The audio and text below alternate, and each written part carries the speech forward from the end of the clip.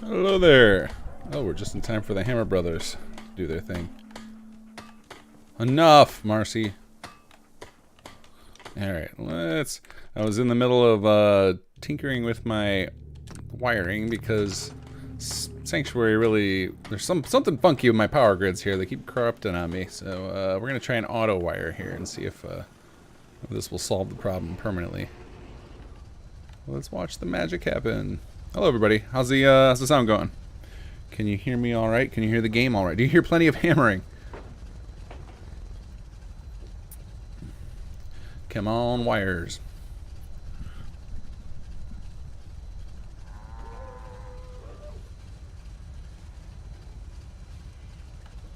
Come on, you can do it. Gathering items.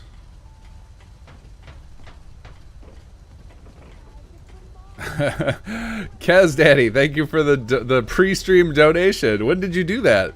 Like, I put the stream up early this morning because part of it was to make sure Khobis committed. Khobis is in the UK, so has asked to be on be my guest several times, but is always bailed out because it's late. So I understand. So I was like, I bet if I announce him, he won't bail out on me.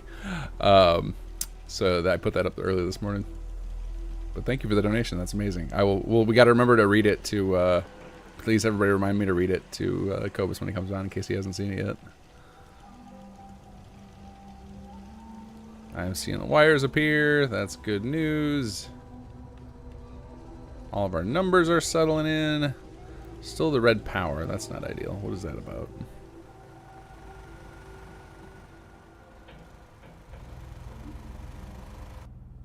Ta-da! Auto wiring. I'm so proud of that auto wiring tool. It came out so good. Alright, now why the hell is my defense all botched? What is going on here?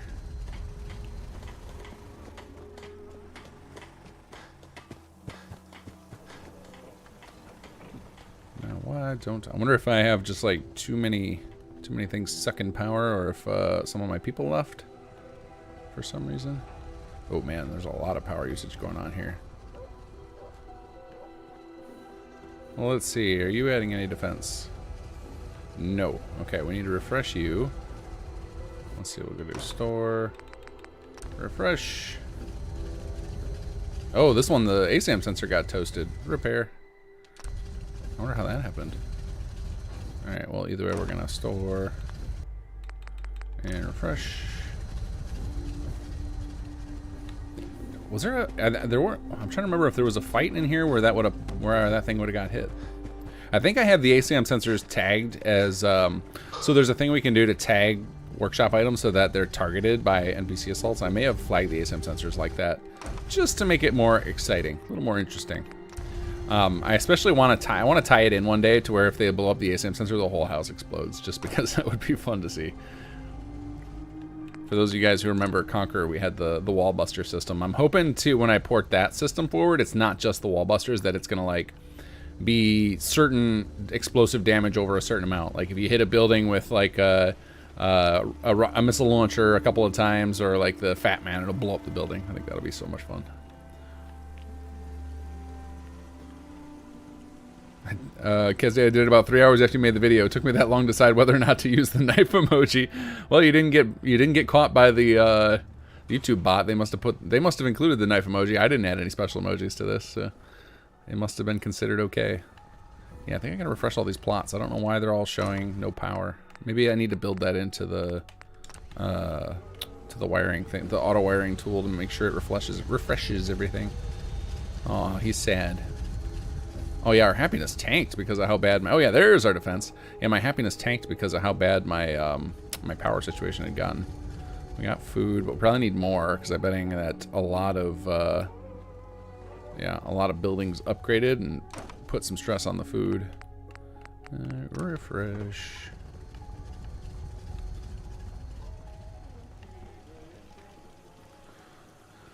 Good morning from Australia. Let's see. I noticed the autosave doesn't actually save when a crash happens when using power tools, namely the destroy power grid and autowire.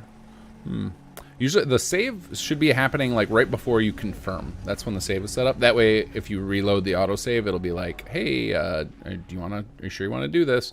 That you'll get another opportunity to bop out of it. But if for some reason I sequenced it so that you go into workshop mode before the save happens, then that would screw it up. That would be my bad, because you can't save while you're in workshop mode. So maybe I just screwed that up. Could be. Oscar Fry, can you code it so the people that work at the guard post can use power armor? So I'm gonna be doing some code for power armor with Conqueror reporting. Like I have that in my notes to do. We had it kind of working with Conqueror, but doing power armor is really awkward. So the problem with using power armor with your settlers is power armor is furniture. So if they're using power armor, they can't use any of the animation markers. So basically, if you put your guards in power armor, then they can't actually stand at their martial plot. It's just like without some serious messing around with the AI. So it's been that's why you haven't seen a bunch of mods coming out that say settlers use power armor as the norm, because it's not a very popular feature. Because when people realize this trade-off, it kind of sucks. So I think I need to get 857. All right, we got a few more minutes to dink around before we can do some quest and stuff. So yeah, it looks like I need to get more food and water if I want to see some stuff level up. And then, our sanitation is not working because it thinks it doesn't have any power, which maybe it doesn't. We'll see. Refresh. Let's see if we get some power now. Oh, look at that. Power's down to 167 again. What is happening? Oh, no, there it goes. Yeah, now it's 242. What is happening? There's something funky going on.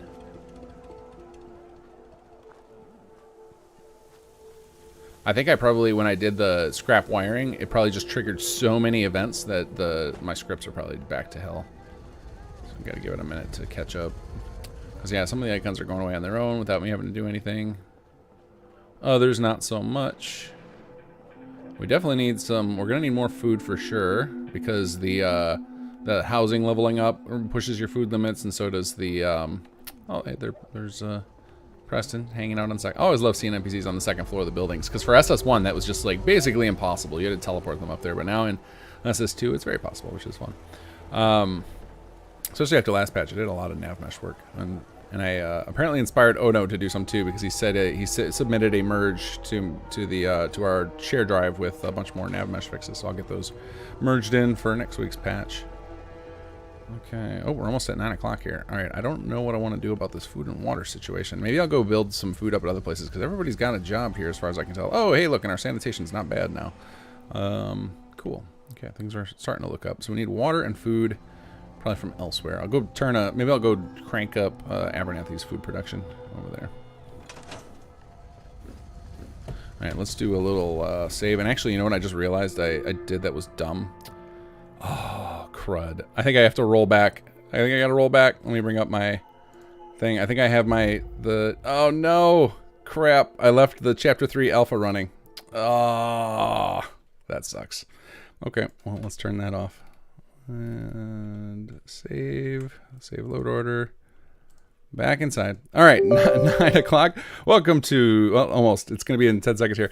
And everyone gets to watch me start over and do all the wiring again. Hopefully I can do it without crashing. That sucked.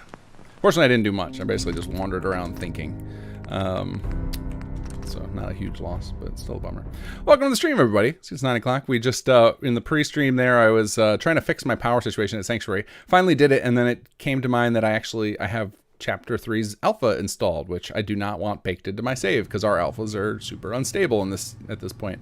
So I am loading back to my save, and we'll just leave.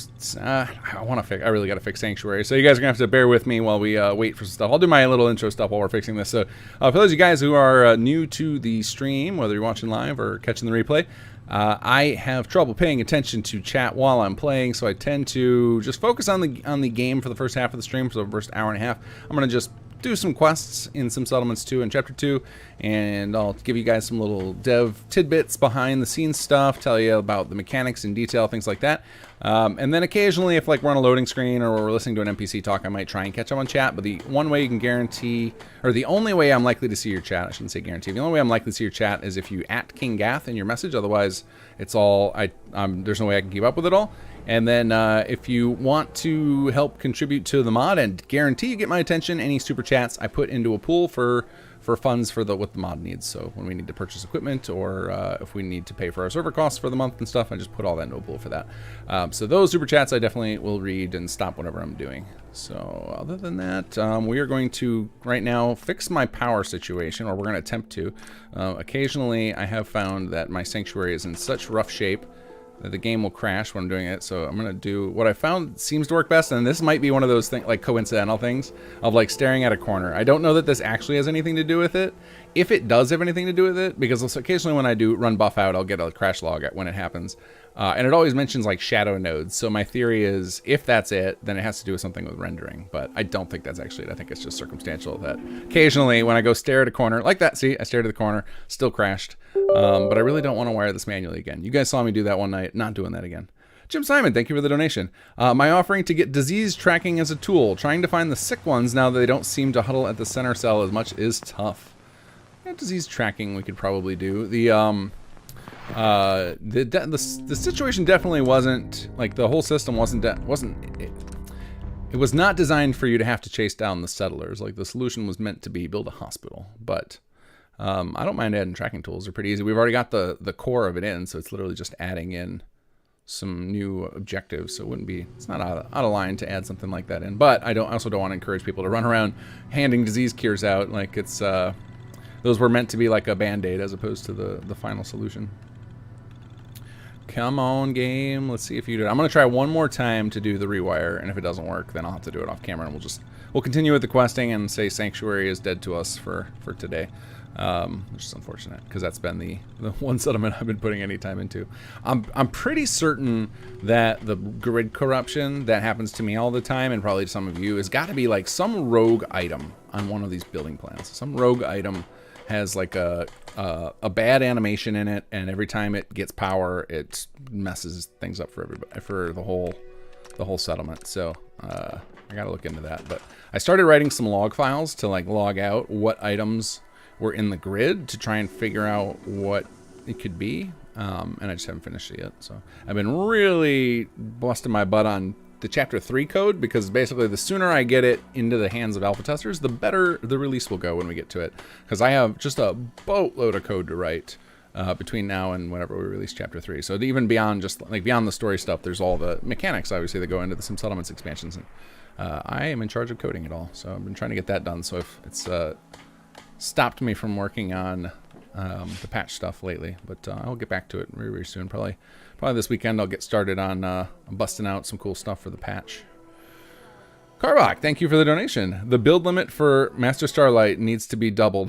Of course you think it does. Even if I had doubled it from out of the box, you'd have said that. There's no amount of build limit that's enough for Carbach. All right, yeah, we're going to call Sanctuary dead. We're not going to sit here and just crash over and over again. I had it working. That's such a bummer. You guys saw it. Maybe chapter 3 was the magic sauce to make the grid work. So whoops, no, there we go. So I'll have to do it off camera, or maybe I'll try it again after we do our end of session save, and khobis and I are BSing today. So right now, well, let's go back to HQ and see if we can get the tutorial done. And I actually hope I run into some issues. I need to get a note card for bugs of the day. Because I know HQ is still one I see occasionally pop up on the Patreon Discord. People will say they ran into an issue with not having enough energy, and it's like, I was sure I fixed that. So I'm hoping I can get some of those to repeat, so that I can have a repeat or have a save that I can work from to reverse engineer what the hell's going on.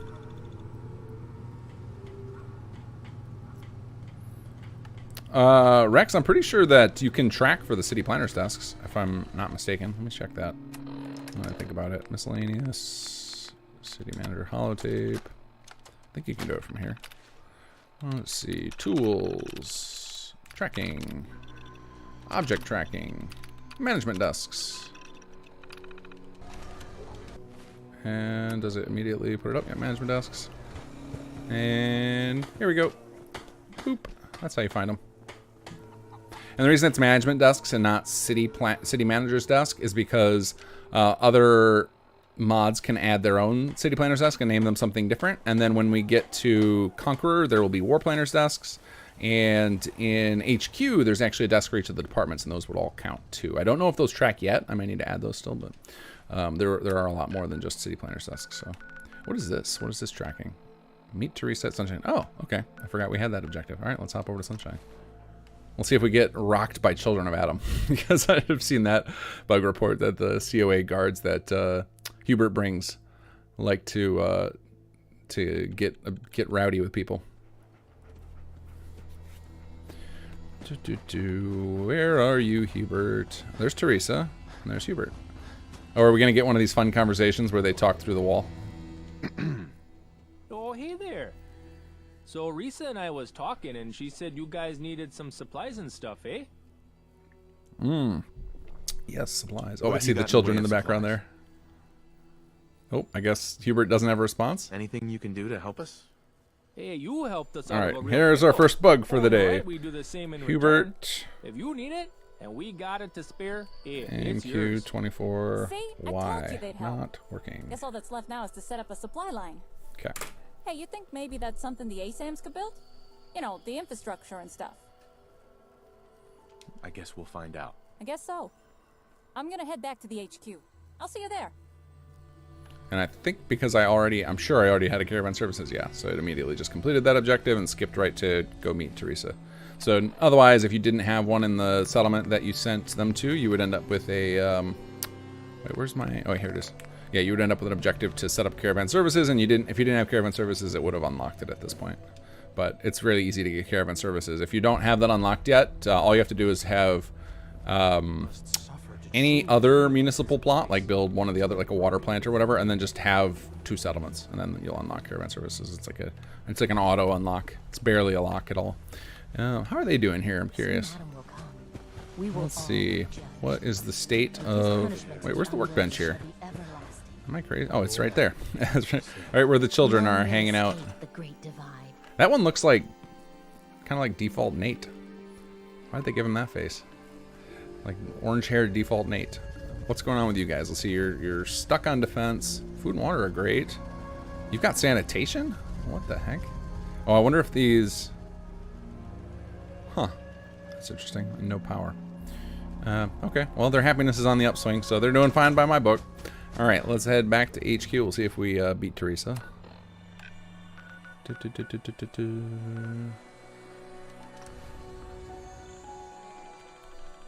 I love that I figured out how to change the map markers. I wish I could do that dynamically. I think one of the coolest things would be like a feature to rename your settlements. And I think it could be done with F4SE, but I can't figure out any way to do it normally. But I did figure out how you can swap map markers. So what we did is we have like an invisible GNN HQ map marker, and it just hides the original one and replaces. So then ours shows up. So I've been thinking about what we could do is we can't do unique named ones, we could do kind of like the Conquest mod did, where it has like a bunch of pre-configured names of map markers, and then you can, pick from them. I think that might be a fun feature of being able to like name your settlements, but unfortunately it has to be like a predetermined pool. But I guess there's nothing that stops us from just creating doing like they did with Codsworth, being able to say your name, just like have like 1,000 different settlement names for you to choose from, and then just letting people name their settlements from that pool. That could be kind of fun.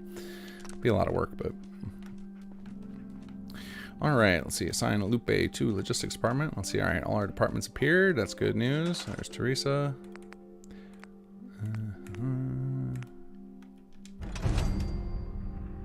Let's see how many copies of each character I get. I know this is a common issue people run into. Oh, they're just the volunteers. That makes sense. So the reason these duplicates come up is, I think I explained this last week, is because they all use the same model or the same form, which is, to any of you guys who don't know the CK, it's basically the model for all intents and purposes. What I have to do is create like hundreds of copies of these little things so that way they can't duplicate. So that's on my to-do list eventually, so that we can get to a point where the people never stack up because it's awkward. All right, assign Lupe. There we go. Supply agreements. So supply agreements are the first time that the permanent energy use comes into play. So I think I was explaining last week, if we go into this mode and we see the full scope of the HUD and you see all those numbers that are underneath the departments, the first one is like permanent energy use. So if we go to establish supply agreement And we're going to set one up with sunshine. This basically puts a permanent like tax on logistics energy. Like they permanently have something to manage. So it uses 5 energy forever as long as like you keep that that supply agreement in place. Let's see, is it gonna go? There it goes. So then if I pop back into investigate the argument, and Teresa just disappeared in front of us. I would love to fix that. I need to just have them all waiting in that room before that happens, or in the spot where they're supposed to have the argument. So now you can see the first number is 5, the second number is 0, because the second number is temporary usage. So like when you build a facilities project, like if I start, I can do that right now while we're waiting. Well, maybe I can't. I don't have anything unlocked yet. So if you have like a generic project going on, then the second one will go on, and that means that you'll get that energy back at some point without having to change anything. All right, let's head over here.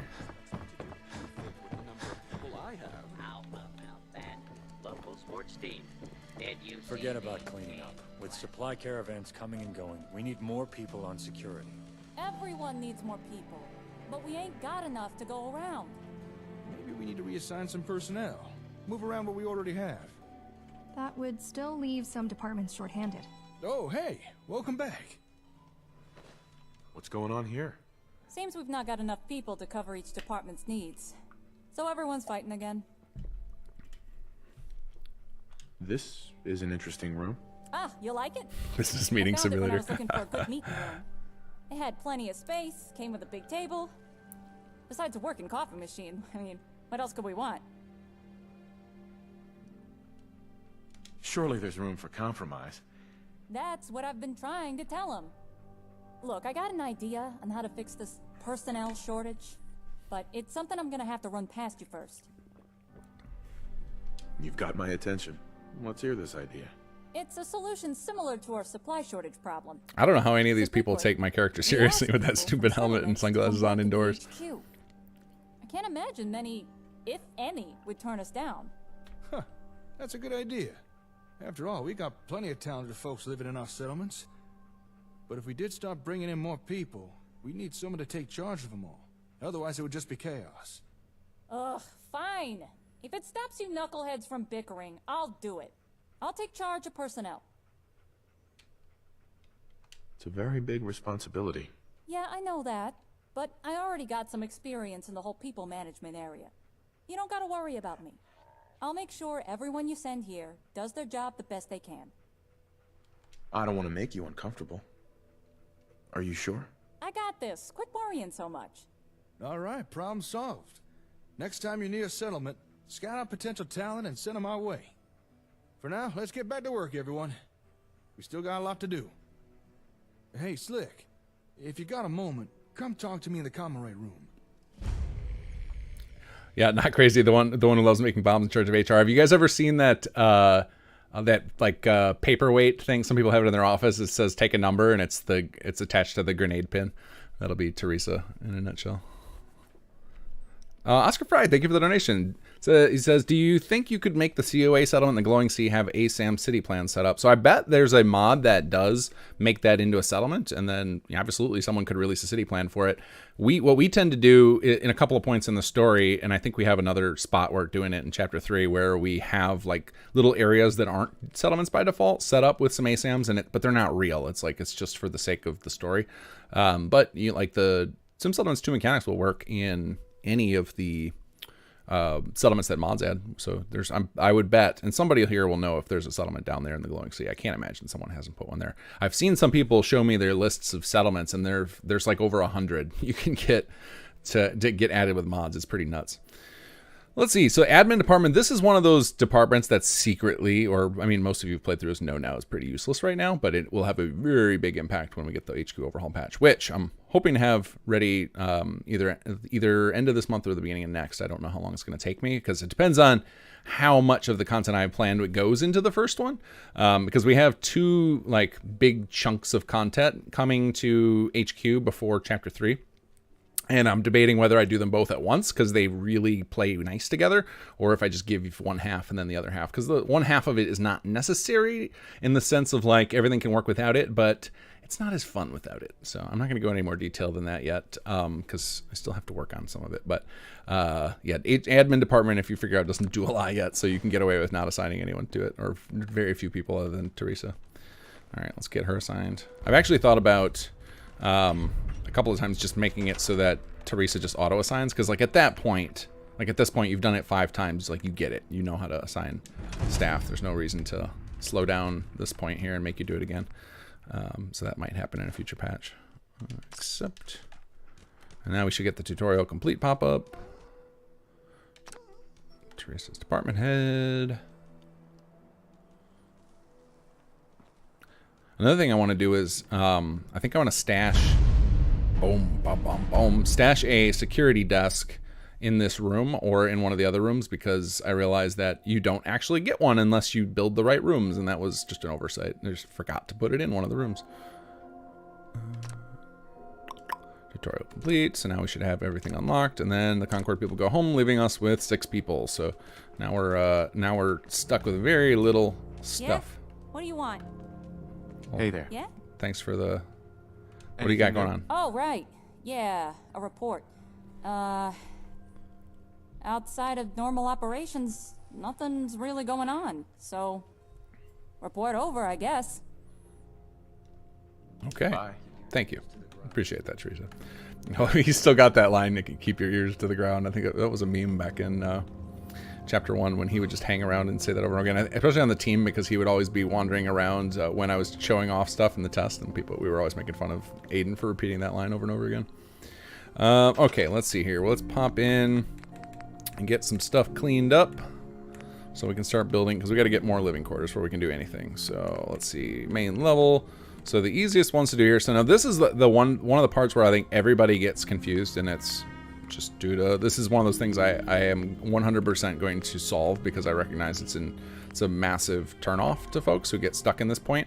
But the reason I didn't solve this at launch is because my plan originally was to have all of HQ done at launch, not done in phases, and then add-on pack authors would have filled these gaps. So one of the issues people run into is they don't know how to make living quarters. Like, where the hell are the living quarters at? And right now, the only way to find them is to just start testing. You just start trying to clean rooms, wait for the pop-up with the room usage to come up, and see if it has living quarters. That's kind of what you're stuck doing. I happen to know where they all are, so I'm going to just do that. I'm going to clean up a bunch of the ones that have living quarters and just be done with it. So let's see here. That one probably does. Yeah, upper office is east, so I'll go ahead and clean that one. Yep. All right, and then let's see here. Yep, upper office is west should as well. All those like all those circular offices up on the balcony do. Except for the big one over there, but all the smaller ones do. And then those 2 in the middle on the upper floor. And then there's 2 on the bottom floor that do as well. I can find those. Not that one. Oh, we only have 4 energy left, so we'll go ahead and clean up. There's nothing that's 4. Oh, there's something that's 3? Yeah, sure. Clean lower closets north. And then, let's see, we want supply closet or closet. So supply closet, I think, this is another thing I would love to do for this, is to like make it clearer what you're gonna get here. This is one of those interesting technical things we did. So this choice right here of like, what should it be used for? This was kind of, this is the equivalent of choosing what plot type your room is. So unfortunately, there's so many different types, it's hard to know what exactly you're getting. So this is another one of those like UI problems we got to figure out how to solve, of like, how do we easily display what you're going to get from that on this at this point, knowing that add-on pack authors can do totally different stuff. So it's a design challenge in UI limitations we have here. But I'm gonna go ahead and choose supply closet, because that should give us more logistics jobs, and we're gonna need those so we can set up a bunch of supply agreements. There we go. So now, what is our next objective here? Oh yeah, talk to Jake. Okay, let's go. So now we're in the real time. I mean the long time for the actual for the room building. Wow, man, I'm losing my train of thought here. So for all of the activity in HQ now is going to be slow. It's going to take like a day, and that's because it's meant to allow you to go play the rest of the game, but we're not playing the rest of the game, so I'm going to cheat here, and this is something available to you guys as well. I think this is, every time I watch somebody streaming HQ, I usually go leave a comment on their thing like, hey, cheat, because it's really boring to watch this otherwise. You got to watch me sleep a whole bunch. So I'm going to turn off, or I'm going to do override timers, so that all my timers will be quick. That way we can, you know, just kind of get on with the show. So we'll go ahead and exit out of that. There we go. Okay, so now those particular ones they already started will probably finish their current timer, so I'm gonna have to sleep, but only once at least. Thanks for coming here to talk.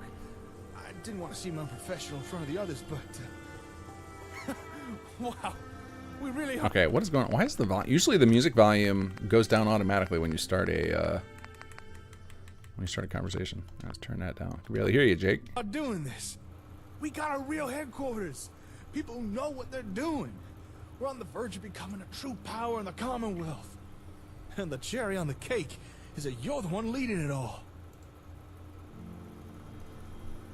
How are you doing with all this? Me? I'm excited. A bit overwhelmed, but mostly hopeful. Hopeful this will help me find my kid. What do you mean by that? I touched on this earlier before, about my daughter Laura. She's been the driving force behind all of this. You know, ASAM's, settlements, and now setting up her own headquarters. Back then, I wasn't quite ready to explain what I meant by that, but I think I am now. That is, if you don't mind hearing all about my personal struggles, of course. Let's hear the short version. Your personal struggles? Could you be We have so in all these like long conversations where Jake goes on with a lot of exposition, we realize it's not for everybody. So Sarik has started writing. I think he's done it in as early as chapter 1, but he always has like 3 versions of it. It's a long version, a short version, and then he has what he calls the F-it version, which is if you start answering negative to everything Jake says, then he does like a super abbreviated version where you get none of the background details. You just get like the bare minimum. Like if I say I don't care, in the CK, it's named the F-it version instead of the shorter, long version. All right, let's hear it. What's on your mind? Well, it all goes back to before Laura was born. Before I even met her mother, Caitlin. You see, my hometown, Sanford, it was a bustling trade hub. Whole place was built around a huge purification plant. Pre-war, but still working. The plant was run by my father. It was the pride and joy of the whole town. Supplied clean drinking water to thousands, and made Sanford a wealthy settlement. Tell me more about this town of yours. Sanford was special. Apart from a few exceptions, it was relatively untouched by the Great War. There were a lot of pre-war tech to be found in old ruins, not too many dangerous creatures around. All right, while Jake's talking, and I hate to interrupt him because he's got a lot of cool backstory to tell. Does everybody have the funky beard on Jake? It's not like that in the CK. It's not like that in the save file that we use to generate his face. But for me, it's like that, and I see a lot of players it's like that. But I've seen other people who play it, and it's not like that. There's the beard is not meant to have this strange patch in it. What do you guys? Do you guys all have that, or is it just like some of you?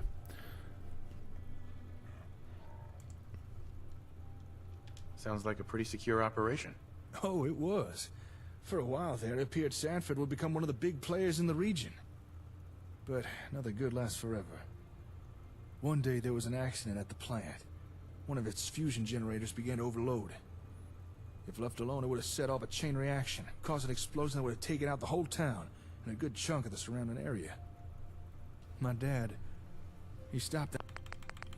All right, so you guys are saying the audio for the voice is a little quiet. All right, I got that cranked up, so I'll have to turn up the master volume a little, and I'll turn down all this other stuff a little bit to make up for it. Oh, no, voice maxed. All right, let's try this. And it could be, I think Tom is talking a little quieter here because this is personal. Cost him his life and severely damaged the plant in the process. Oh, reloading the game fixes it for you, Soe? Okay, interesting. Can I ask you something personal? It's all right. I know what you want to ask. How exactly did he die, right? When my dad pulled the malfunctioning core, that didn't stop it from overloading. And there was 5 more fusion generators in that room. If he wanted to stop an explosive chain reaction, he had to get that faulty core as far away from those generators as he could. And that's precisely what he did. He grabbed that core and ran the hell in the opposite direction. He got it all the way to one of our water tanks before it detonated. He saved a lot of lives that day, mine included. Sounds like a good man. He was a good man, and a great father. He died a hero. I'll always be proud of him for that. Anyway, after the accident, the plant shut down for good. I simply didn't have the caps to repair it, and no one in town was willing to foot the bill. So I sold what was left of the plant and settled down. It was around that time I met Caitlin, and not long after, we had Laura. After losing my dad and the plant, I was in a dark place.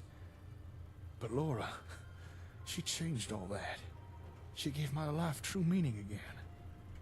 Without water to export, Sanford began to crumble around us. But I didn't give a damn. I had my daughter, and enough caps to keep her safe and well fed. That's all that mattered to me. How can you be so dismissive of all those people? Oh, that was a loud line. Time I After found how out quiet about Jake's them, being. Not one of them offered to help fix the purifier. So why should I care if their town fell apart? But Caitlin, she didn't see it that way. She said the town was dying, and in time, it would drag everyone down with it, including us. For years, she told me I should buy the plant back, try and repair it, that if I didn't, I'd be selling Laura's future short. Eventually, I told her to just drop it, that repairing the plant would be impossible. Caitlin didn't like that answer. We separated a few weeks later. That didn't stop her from bugging me, though. Now, whenever I saw her, she'd say, "You can stay here in Sanford, but pay for me and Laura to go someplace better." I'd ask where in the waste she'd even go. The response was always the same. The best settlement I could find. That Laura deserved no less. Nope, another It one I sounds forgot to like he was flag trying to for motivate you. experience. In the end, I think she just got tired of me always blowing her off. She decided to find a better settlement for our daughter with or without my blessing. That's when Caitlin Shh, and I not crazy. Don't spoil our plans. taking Laura with her. As soon as I found out, I chased after them. It took months, but I tracked them to the Commonwealth. Didn't take long for me to find a lead to their whereabouts. Turns out they stayed in Diamond City for a while, in the Dugout Inn. But by the time I arrived, they already moved on. Apparently, even the Great Green Jewel didn't meet Caitlin's standards. After that, that trail went cold. I couldn't get no trace of where they'd gone. But I know they're still out there. They have to be. What did you do? I figured, since I couldn't find Laura, then I'd help establish the best damn settlements the Commonwealth has ever seen. I'd create the perfect settlement that Caitlin was looking for. And by doing so, I'd make her bring Laura to me. That's how I ended up discovering ASAMs, and why I started giving them out to people. And then I met you, and well, you know the rest. So, now you know why I've been doing all this. Why it's so important to me. And why I'm so thankful for everything you've done, and continue to do. After what happened to my family, I can understand. Yeah, I guess you of all people would. Thanks. Anyway, now that we have the Comm Array and the HQ, we truly have the means to create some of the greatest settlements in the Commonwealth. It's still going to take some work, mind you. We'll really need to push the HQ to its full potential. However, I've got a number of upgrades and improvements in mind that I think will do the trick. Okay, I'm listening. For starters, the HQ's power generators. They're a little temperamental. We can improve that. Also, we should get all the terminals here networked again. That would definitely help our productivity. I'll do everything I can to make all this work, but I can't do it alone. I'm going to need your help, and the help of everyone in HQ as well. We'll take care of the Commonwealth together. Thank you. I really mean that. Oh, before I forget, I set aside a little place for you here. A home away Yeah, from home. Yo, sorry, it's really dark. Jake go check decided it to out. park himself in the darkest Here's the spot key to unlock the in the door. building. All right. What do you mean by home? You know, somewhere you could sleep, store equipment, relax maybe. I'll admit, it's a little underfurnished. But I did make sure you got the cleanest bed I could find. Not that that's saying much. Thank you. I'm sure that'll come in handy. You're welcome. It really is the least I could do for you, but I hope you like it. All right, we both got a lot of work to do, so let's get to it. Let's rebuild the Commonwealth. All right, and I think I saw some of our projects complete, which is awesome. I thought they were gonna do the original timer, but they may have not actually started it before I started tinkering with the options. So let's pop over here and unlock this. There we go. Hey, and then we can grab our little note from Jake here. Left the housewarming gift for you. It's my old, let's see if I can do a Jake voice. It's my old no, I can't do a Jake voice. No, I'm not even gonna try. It's just started to do an accent. Like, nope, that's not it. It's my old rebreather from my days working at the purification. We're gonna have to get Tom on here. Working at the purification plant. It'll stop rads from getting your lungs, let you breathe underwater too. Enjoy. So this is, oh, too much. What am I carrying? Oh, I'm probably carrying all sorts of garbage now that I think about it. I loot everything. Yeah, the suit, I don't need that. Fingerless leather gloves. That's kinky. And why is it like this? What's going on here? All right, well, we're below weight, so that's good enough. We'll figure it out later. Power distribution. Oh yeah, okay, it's telling you where to. So this, I think I put this in because like living quarters, you know, like I'd say about 40% of the rooms could be living quarters, so it was easy enough to find them. But this power distribution being part of the quest, in testing, the testers were like, I have no idea where this room is. So I was like, okay, we need to have just a pop-up explaining it. All right, so one of my favorite things in here has no real value, but I just enjoy it, is the fire escape. So I'm gonna build it just because I think it's cool. Let's see, construction, other, oh, do we not have it unlocked yet? Where is it? I actually don't know where I put, oh, I bet it's an upgrade.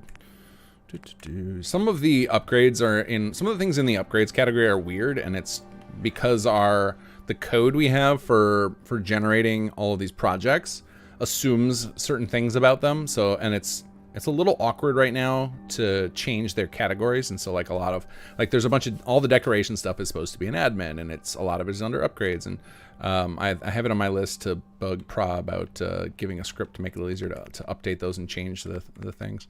But it's one of those ones where some of the stuff we do on the team for the default stuff that we ship, like some of the building plans or some of the HQ rooms, is a little like non-standard, and I don't want to encourage or confuse add-on pack authors that come along later and start adding stuff to know like, wait, how am I supposed to do it like that? So some of our tools are streamlined for that sake, but yeah, where the hell is it? Anyway, somewhere in here, I'm sure we'll find it eventually, is yeah, somewhere in here you can build a fire escape, and then it opens it up so that you can go activate that window, and it'll actually teleport you right outside to where the fire escape is, which is a lot of fun. And again, one of those things where like when we were designing this place and coming up with things to add into it, a lot of it was just flavor. It was like, we'll figure out the mechanics later as far as like what benefit individual rooms should supply. It's like, just let's add some cool factor, have some fun stuff you can do in here. All right, so what's our living quarter situation? So it's still, so some of them cleaned up. They haven't built yet. We're still at 18 out of 19. So I guess something didn't complete. I didn't catch what that pop-up was. It said I saw a project complete, but if we have 18 out of 19 energy used, then we still clearly didn't finish any project. So it must have been something else. So we are going to just sit and wait here for this to pass. And then going after this, the project should complete within a few seconds, so we don't have to do this again, because this is boring to watch.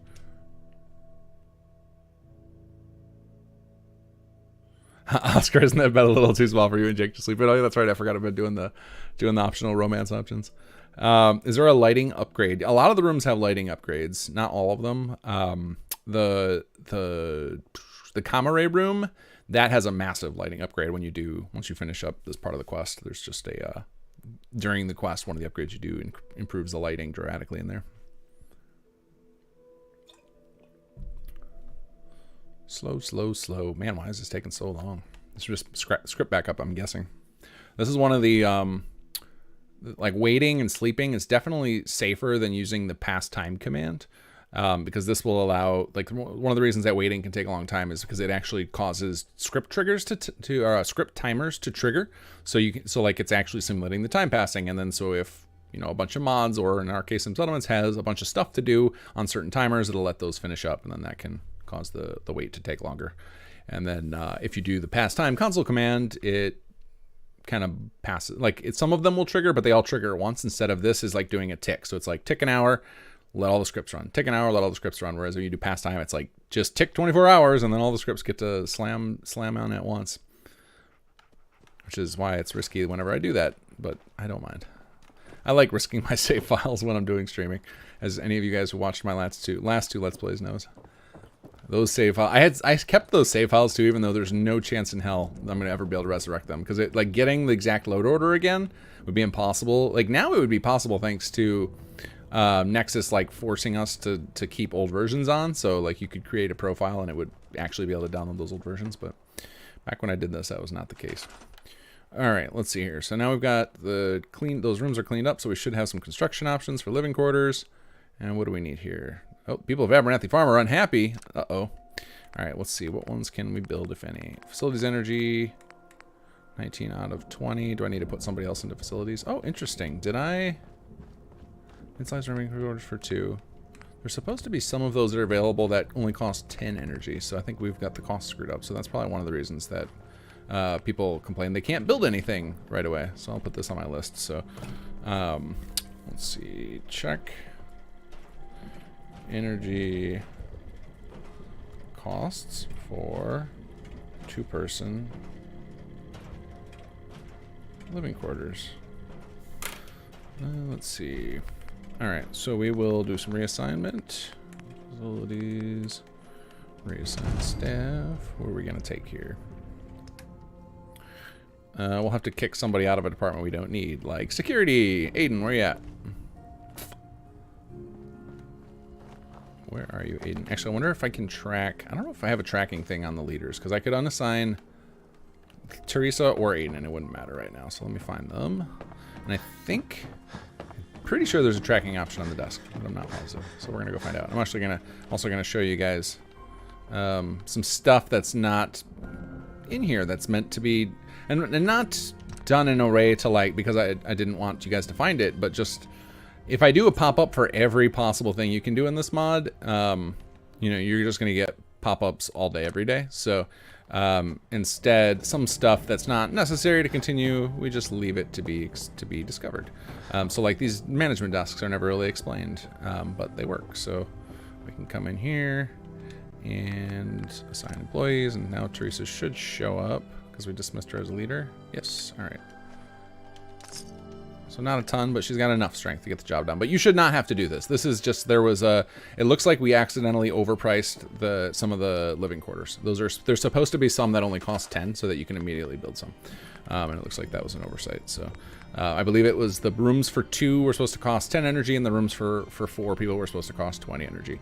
So that is on my list to get fixed now, because yeah, I can see why this would be frustrating to be like, you were just told to assign Teresa and all those people, and now all of a sudden you can't use them. Like, that's really very poorly thought out design. All right, we'll just pick some of these arbitrarily. We'll do this one. Sometimes they'll pop up with a room choice, so let's see. Nope, that one's good. Okay. And then, okay, because that took 20 energy, we're not gonna be able to build a second one, but it's only gonna take a little bit. Let's track that one now, because actually, can we track it? We don't have that. Do I have that ability in here yet? So that's another one of those on the list, is to be able to track individual projects so that you can see where their things are building. So there's a lot of quality of life stuff coming into HQ to make it easier to find your way around. Wow, that was fast. That was like 10 seconds. So now we got to figure out what room that was. It wasn't that one.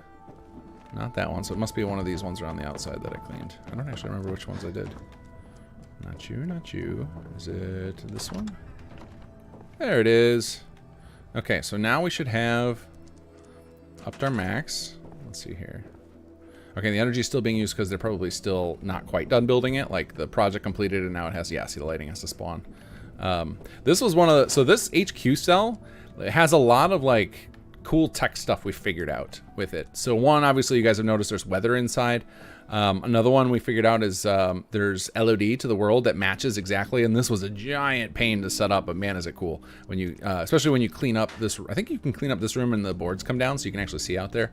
It was real difficult to set that up, but I'm glad we got it working. And then another one that I figured out later in dev, and so it probably has some like weird issues occasionally, is that we can put So light boxes are a thing you can do in the CK. And a light box, the purpose of it is to make light not do this. See how the light's like leaking through the wall? It's like there's clearly a green light in here, right? And it looks really dumb because it's coming through the wall.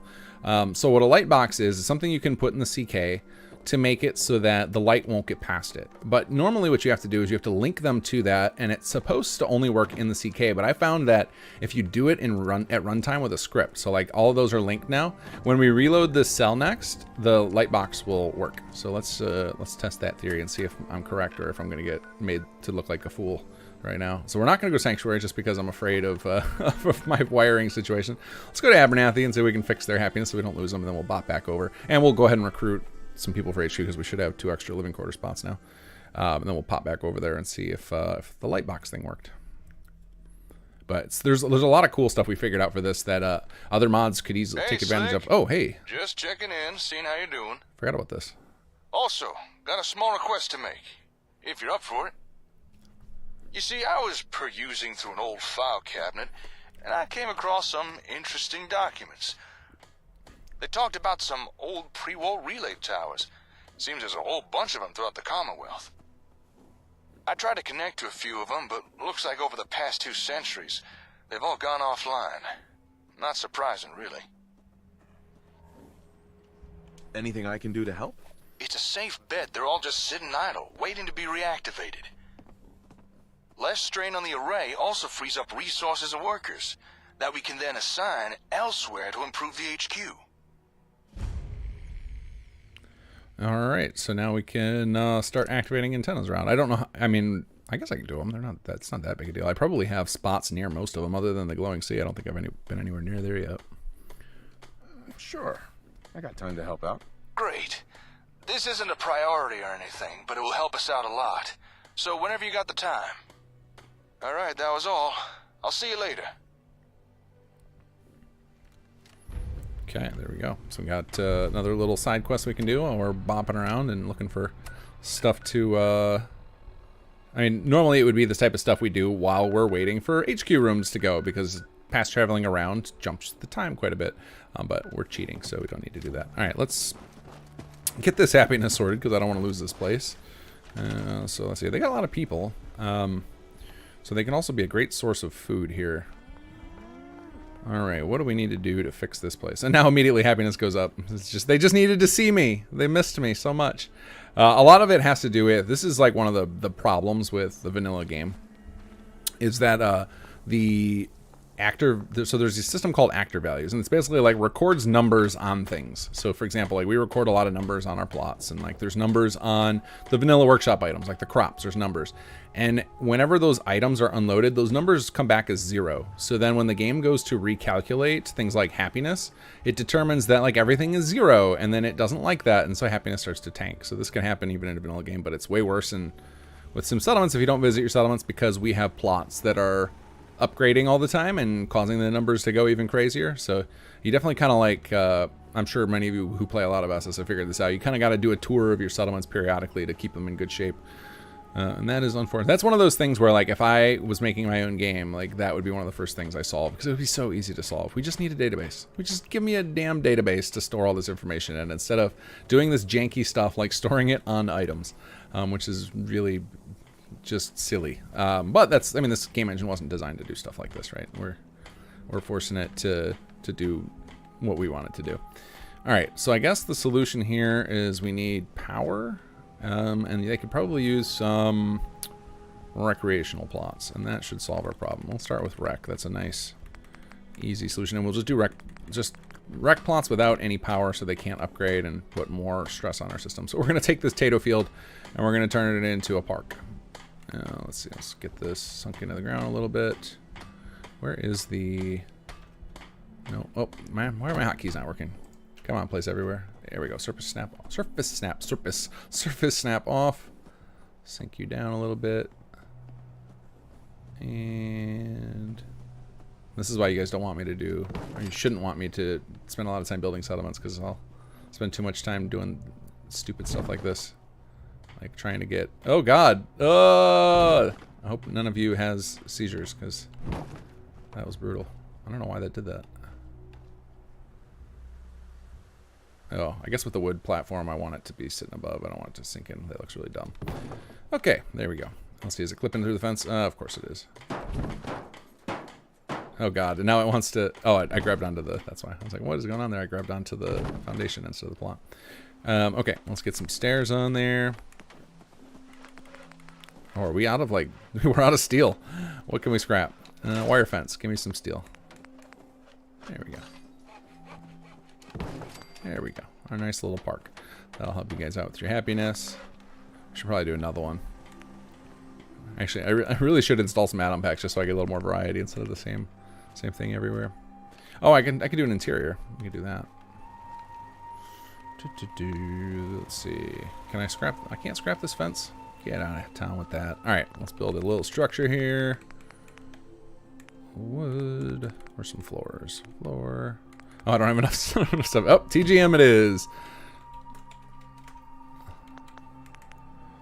We don't got time for our farming resources. All right, let's get this here. All right. Recreational. Oh, I said I was gonna do an interior, and then I totally botched that with my choice of pieces. So let's get a wall now. Actually, I think they have a... Now that I think about it, I think I might have one of these on the other side too already. Let's go check. What's this one? It's just a blank municipal. Oh yeah, see I have one right here. Oh well, they get two of them. That's fine. Yeah. These guys really like to play board games, so they're gonna commit. Okay, so there's another rec plot. That ought to help pad the happiness, and then we need some... I think we need some power. Yeah, let's get some power on our caravan services. Make sure we don't lose that. You're gonna get your own private generator, because you are extra important. Okay, good. We're disconnected from that, so that should get you good to go. There we go. Now he's just sad about defense. All right, what's our defense situation over here? You need power too. All right, you can have a little tiny generator. Wait, let's do some wind power. Let's make it a little less noisy around here.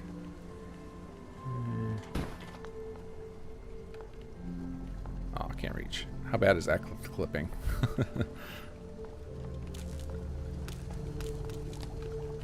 Is that enough to get you going? Oh, I wonder if this place has got a dead grid too. That would not surprise me. Oh, and they're just unhappy. Of course, yeah, what am I thinking? Everyone's going to be unhappy here because the happiness is 15 and we almost lost the place. Okay. Yeah, power's not nearly enough. I don't care. Alright, so then let's find... Who can we sacrifice here to send to HQ? I guess we should bust out the vitamin. Although, I'm going to send sick people and they're going to bring their diseases with them. That's not ideal. Let's see. And trying to zap some folks and hopefully not kill. Oh, let's do the scan so we don't accidentally kill them if any of them are at low health. Hey, you don't have any ailments. You've got 3 intelligence. Well, I don't need any intelligence, so you're useless to me. This person I think I just saw doing the sickness animation, so yeah, we don't need to bring... Let's not bring bone worms to HQ. Thanks, lady. How about you? I thought I hit scan. Let's see here. Here we go. Okay, you've got no worms. You have terrible stats, but that's okay. We'll take you anyway. All right, so... Hi there. Let's get you Would you be HQ. interested in coming to work for me? Send you to GNN. There we go. So, if you guys have ever gotten that menu and you were trying to get access to the default dialogue, if you talk to somebody and you say something else, I'll be back. it disables the HQ dialogue. I just need to trade gear with for, I think, 20 or 30 seconds, so then you can talk to the person again and get access to whatever their dialogue is. So if they're a person with a quest, you can get access to that, get access to their quest, etc. What do you got going on, Connie? Oh yeah, see these people with the named people always have some good stats. All right, Connie, you're going to HQ. You're gonna have to leave your husband. Hey Come there. here. Blake told me what you did for us. Oh wait, I can't. I have her set. I think I have it set up as much, people you but can't move any in training vanilla. you I wanna think do, can't be moved in I'll HQ go just to easy make on the sure it price. doesn't move quest Let me givers. know So I if there's probably anything can't you take want to her. take a look at. No thanks. Don't need anything today. Suit yourself. All right, yeah, I forgot. Connie's probably flagged, so you can't take her. so you can't move her by default. That's one of those things where if you have a mod that changes settlers to be movable, like there's the one that Choo-Choo put out for, oh, there's another sick person. Don't need your worms, thanks. That Choo-Choo put out to allow Nuka World Raiders to be transferred. That's why there's just like a simple flag on the settlers to allow them to be moved. What about you? Oh, wait, is this the courier? No. So that looked like the courier that gives you the thing for... oh, you're the carabiner. Yeah, you're staying here for sure. I don't care what you got. Who else we got over here? We need to keep our farmers, because we're trying to get more food. We need water, so you're not coming with. What are you doing, buddy? What's your job? Come here. You're the mayor. Oh, it's Blake the mayor. Okay. Yeah, I don't want you to come either. And how about you over here? You're a farmer. Okay, well, you're not coming, but I'm curious what your stats are. Yeah, 3 strength wouldn't have been the worst. Really what we need to do, we're going to have to go Brave Sanctuary here. All right, so we've gotten them a couple of recreation plots, so let's save here in case Sanctuary decides to be awful to us. So LP, whoa, I just hit a screenshot by mistake. LP day 19, I think we're at, and then we'll call this mid-session. I'm not worried about the midpoint.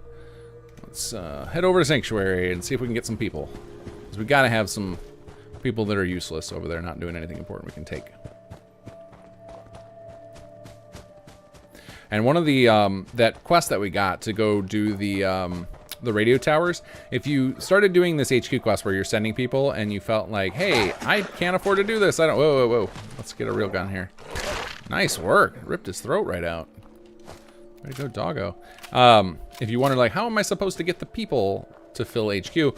That's actually one of the reasons we have that Sea to Glowing Sea quest, is that it doubles your recruitment rates at your settlements, so that you will get people almost guaranteed chance every day to get new people, as long as you've got space for them. So that might be a good reason for us to go do that quest, just to make sure we get if we get a steady flow of people replacing all the ones we're stealing.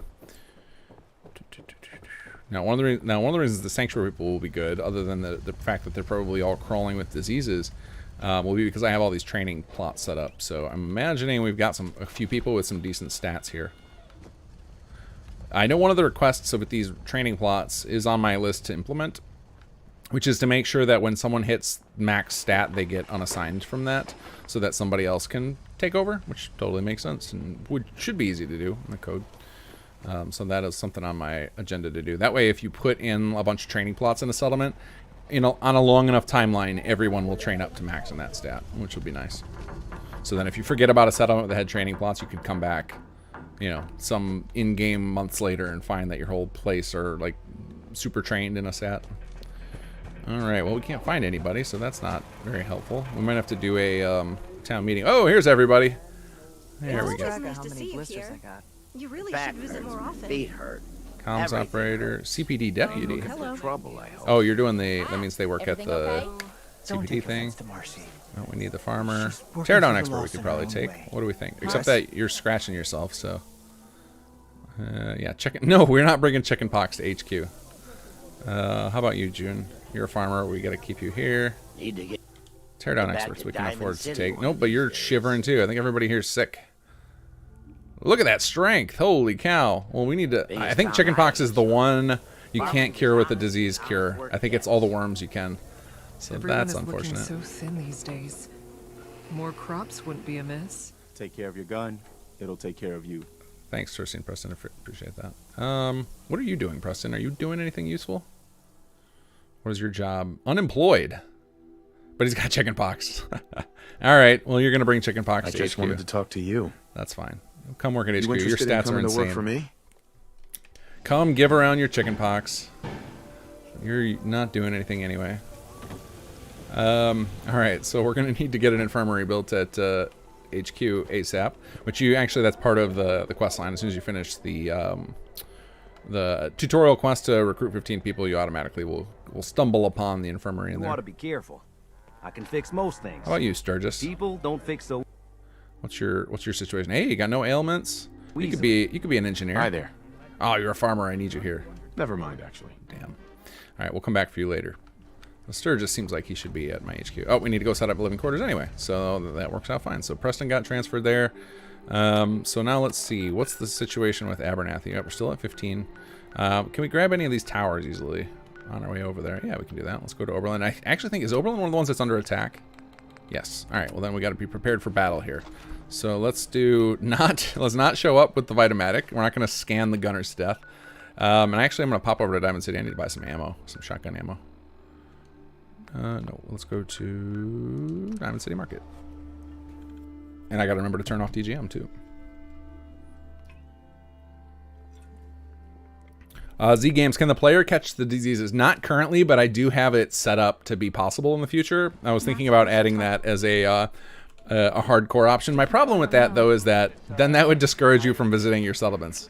So that would like have the opposite of a good effect. So it would be funny and flavorful, but it would kind of be bad for gameplay. So that's why I didn't include it.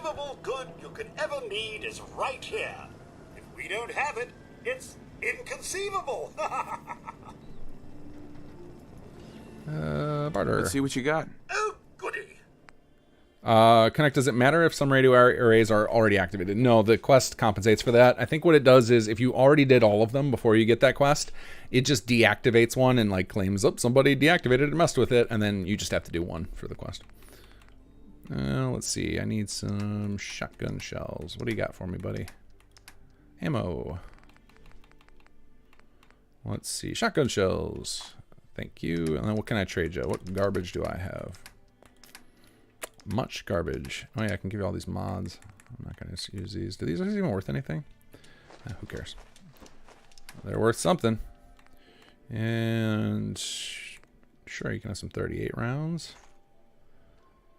What else do we use? We use fusion cells, right? Might as well grab those while we're in here. Fusion cells.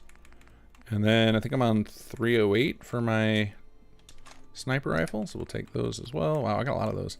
All right, you can have all those. You can have all those. Oh, cool. Plus the 136. I'll take. Oh, might as well keep checking. Let's see. Do you got any stim packs for me? Can never end some jet. I'll take jet because I'm addicted. 864 caps. Get out of here. Robbery. I'll take your ammo. Thank you. All right, let's go to Oberland and execute some gunners. And we'll bop over there and do that tower. I'm actually surprised I have the map marker, but I didn't do that tower. That's very strange.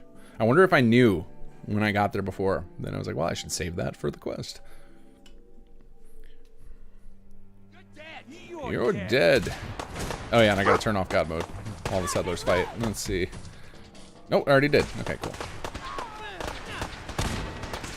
Ooh. Well, hope I don't kill settler there.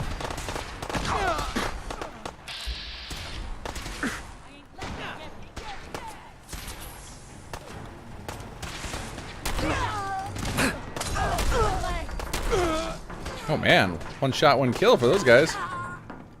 Oh wow, that was a great turret moment there.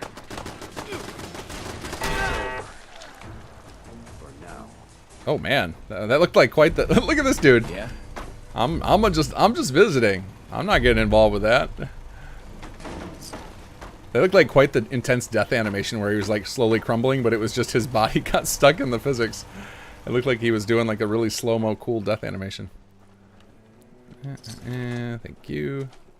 Oh, yeah, how do I repair this? Repair. Do I not even... I don't even have concrete and steel. Well, that stuff repairs itself eventually, so we'll just ignore it. Hey, you left your leg here, guy. I guess it's fertilizer for the crops.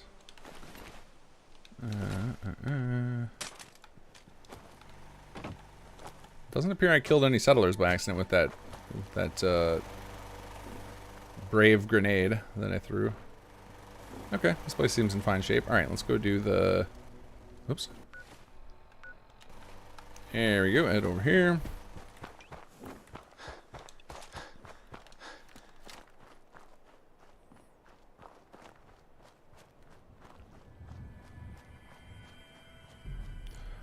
Cat, the best way to cheat the resources for HQ is to either go to God mode if you've got console available, if you're on PC, or if you have Workshop Plus, you can turn free build mode on, and both of those will allow you to just bypass the whole resource system if you're not into that. Let's see, what else? What other garbage do we have we can get rid of? Sturdy metal light right leg, that sounds useless.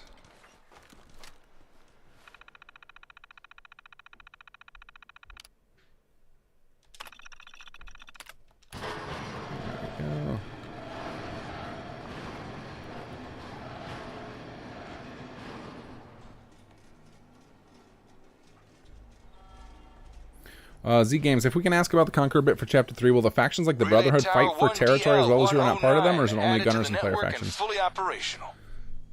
Get some chatter coming in. Oh, let me Hard to let him make finish, out, and then but I'll tell you. sounds like a few distress signals are being picked up. But what is... I don't... Hey, Lupe, can you boost this? Sure, can do. Is it now? Yeah. I don't quite know what I'm listening to here, but... I don't know what this is, but something mighty strange is nearby you. It's broadcasting some weird stuff. If you investigate, be careful. 1 down, 5 more to go. Good luck. So if any of you guys have done this quest and wondered what all that is, that's just flavor. It's just commenting on what all the different radio frequencies you find when you activate these towers do. So if you want to go track them down, it's just flavor to make it feel like, you know, the characters are actually getting the radio signals and like actually connecting to them. So it's not stuff we added. It's just representing all the different stuff you can find with those the radio signals that become available. So I am not going to track them down, even though I know there's some cool stuff I could get around here. And then to answer your question, Z Games, so the hope is going to be that we get to deliver the system one of the systems that never got added to Conqueror. So if you look at the mod pages whenever I build them, I always put a future section where it's like, here's all the stuff where we have the kind of foundation for, and we want to do some time before like we're done updating the mod. And one of the things we missed out on Conqueror is an invasion system where factions would take territory and kind of slowly creep into your area, and that is something that we didn't get around to in Conqueror, and that I hope to have in sometime in SS2's version of those mechanics. But it is considered kind of a stretch goal for us because it's not necessary for us to get our story done, and it's very, very complicated to do. But I have the bones for it, and I'm definitely planting all the seeds in the code for it, so that way if I can get it done, I will. Because I want that feature really bad. I think it would fit great in... we'll go do this one too. It would fit great into the Sim Settlements gameplay loop.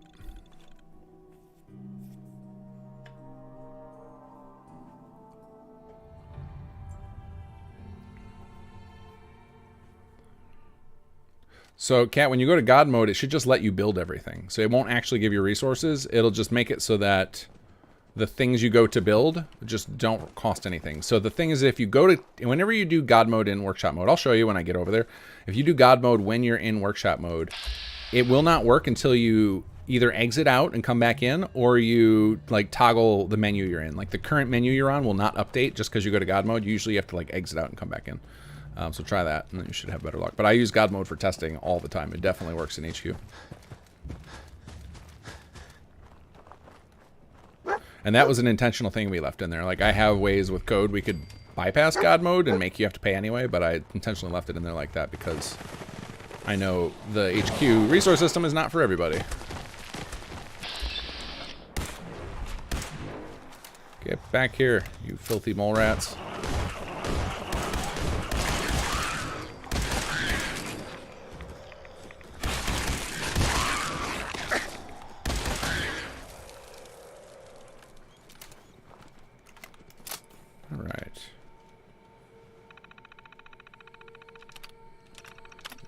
Satellite. DT, you know what happened? You wouldn't happen to know what forms I need to edit to enable fast travel and survival mode if the player is wearing a type of armor or clothing? I know, I have no idea. I haven't really looked into much of how Hi, it's Lupe. the survival mode stuff Jacob's works. in Other the than the bathroom right diseases, now, I looked into those a lot. But it looks like you just activated Relay Tower 0SC527. Great job. That's the second tower you've activated, right? Oh, wait. I can hear something. It sounds like a super mutant. And a lady talking? Weird. Huh.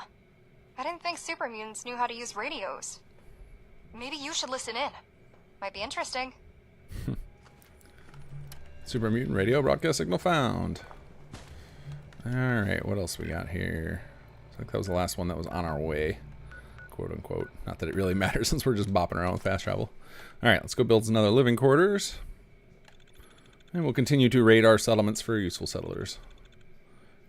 Actually, we can, I'm curious, I don't remember, if we have it set up to auto, I think it was one of those things where I put a hook in as like, this would be a nice little upgrade for HQ of, you know, intelligent auto assignment. And I think like by default, everyone just makes their way to facilities, if I'm not mistaken. Anything new? You'll know when something's wrong. Thanks. Bye. Short and sweet. That's why we love you, Aiden. I guess I can get Teresa back where she belongs now, since we got some new bodies in here to make our grunts.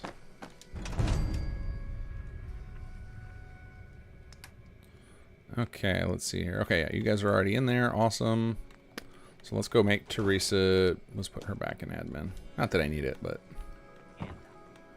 yeah, I guess it doesn't really matter. I've already told you guys that it's not a particularly useful department yet, so we can fix it when we get to that patch one day, which actually isn't that far away, to be honest. So that'll be a nice little test of the system here. Let's see. So actually, I'll show you the God mode thing since I don't know people. I'll just go ahead and show you guys the God mode. So if I go to TGM and I pop back in here, you can see that now these are buildable. So even though it doesn't have enough resources, like it says I'm short on bottle caps, short on logistics, I can still build this thing. So I can go ahead and build this barracks for 4. And it doesn't, like, everything will go in the red that I just used, but the system won't stop it from happening anyway. So like now we should have, I think, facilities energy. Yeah, see, it goes to the red because you're overdrawn on it. Which the red, when stuff goes in the red, it doesn't matter currently, but that is some of the HQ overhaul mechanics. That's part of, like, the penalties for going into the red are part of that system. And that's the part where I could split it into 2, is like make the penalties like a second thing, because a lot of you guys are just going to disable them anyway, just because you're just going to be like, no, I just want to build HQ. I don't want to spend a lot of time sticking around here. But oh, here, see, look, the light boxes work. See, now that green light leak is gone. So there's like a lot of technical stuff we figured out for HQ where it's like, oh man, more mods should like take advantage of this stuff because it's really cool that the engine can do all this. The other one was we figured out that, I don't know that any other mod's done it, maybe they have now, but this is technically a multi-cell workshop, which in the community we had generally believed it was impossible. And then like on a whim, I just tried something and it happened to work. So for any of you guys out there who make settlement mods, if you ever want to make a multi-cell interior workshop, all you have to do is teleport. And I know this is, we talk about this being dangerous. Like we've talked about how it's like, oh, you should never do this, but it's fine for interior settlements.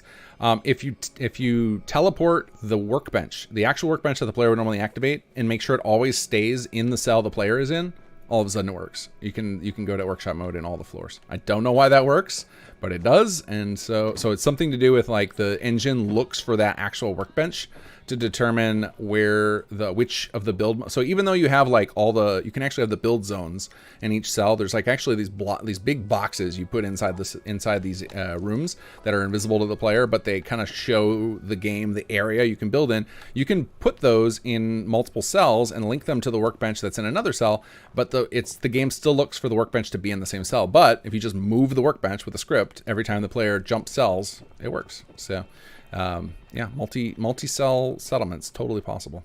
Or yeah, I guess cells wouldn't be the right word. I guess like multiple, I guess that's correct. So you can have multiple interior different locations with load screens that are all connected together as one big settlement. Let's see here. So I guess everything's going to build super fast, so we can just kind of go ham here. Let's see. So yeah, we'll do square barracks as well, +4 max workers. So really, I'm just trying to show you guys stuff here. So the fact that I'm in God mode, not the end of the world. I will upgrade Mansfield's office just to check it out. Oh, we went to -12 resources. Clean up. What are we going to clean up next? Let's clean up the northwest entryway so we can get the power distribution going. Yep, power station. There we go. All right. I don't like that number's at -12. That makes me uncomfortable. I'm gonna save this as a bug to research because like you guys can see that like why is the scrap -12 but all those other numbers are high? That seems broken, right? That's not that can't be good. So we're gonna save this as LP day 19 HQ. JQ HQ resources weird. I'll go research that and see what's going on there. I'm sure that me being in God mode is not helping, so I'm going to get out of there before I break something further. All right, let's check what our max is. I just want to get it up to... okay, good. We're at max 16, so I can go recruit those people so we can trigger the tutorial to finish. And then I can show... I'll keep showing you guys more stuff in HQ over time, but I want to continue the... I want to get the tutorial going, because especially since we just brought chickenpox to the HQ, and we need to get an infirmary going here, or we're gonna quickly have a very useless staff at HQ. All right, so we'll go to reactivate these towers so we can get a lot of people going, and then on my way I'll grab some people too. All right, so Zimonia, let's see who we can grab from there.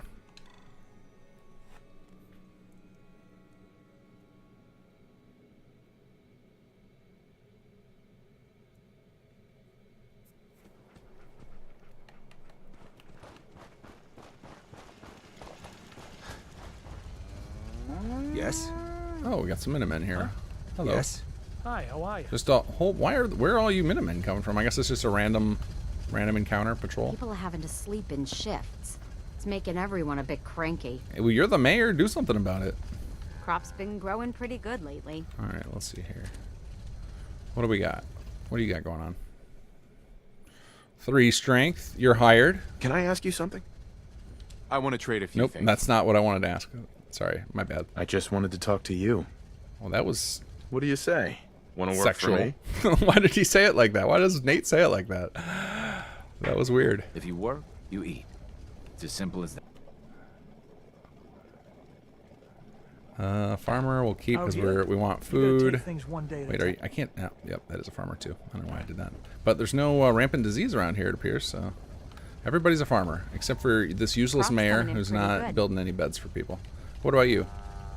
Carabineer. Okay, yeah, we're not taking you. Let's see, what's the situation here at Zimonia? Your happiness is in the crapper.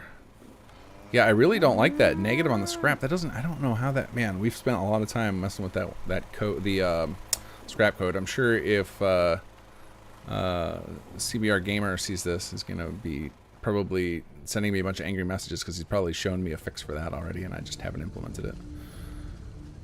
I don't even know how that's possible. That's irking me because the amount of like catches in the resource code to not make that feasible is... Oh, well, I'm sure you guys have seen it many times and have probably reported it, and now I have a save with it emulated or replicated, so it should be a quick fix now.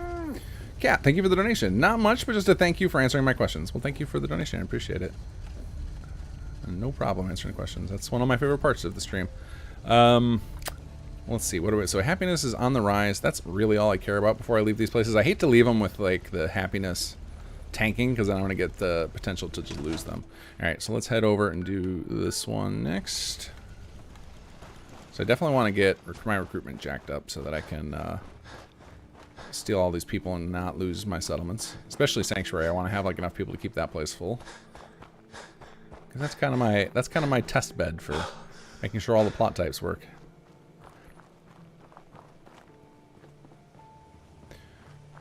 Let's see how far we gotta go. Oh, other side of the water. Okay. This one, I think someone did. I think somebody made a settlement out of this in one of their. Oh, hey, I'm gonna Vitamatic you to death. Come here. It's only gonna take 25 minutes. Oh, another one. No, not that. No, that didn't work.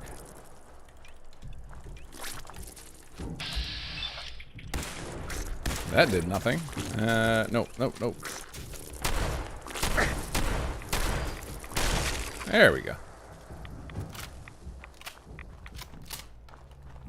I don't really want to fight anything called festering. That sounds awful.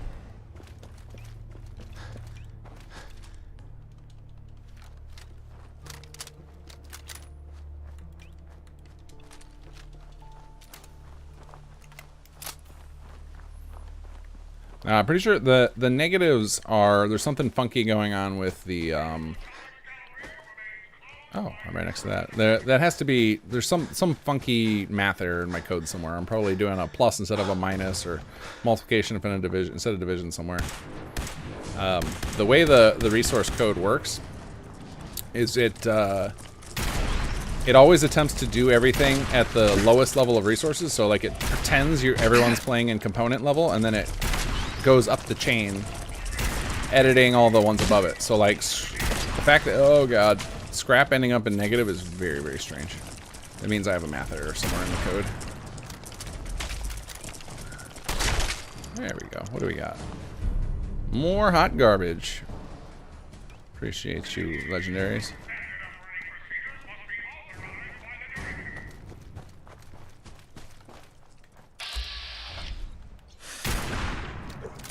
Come on, turn toward me. Look at me. He found someone else he wants to fight. Okay. Ziffer, SS2 extends to Far Harbor and Nuka World. SS2 does work in Far Harbor and Nuka World. If you're talking about extended, extended has nothing to do with Far Harbor and Nuka World. Extended is just like all the extra content that we had to take out of Xbox because they don't have enough space. So, like, as far as I'm concerned, SS2 including SS2 Extended is like the definitive experience. Like, that's what we intended for all players to have, but we could not because Bethesda decided that Xbox players needed to be nerfed. You guys were too powerful.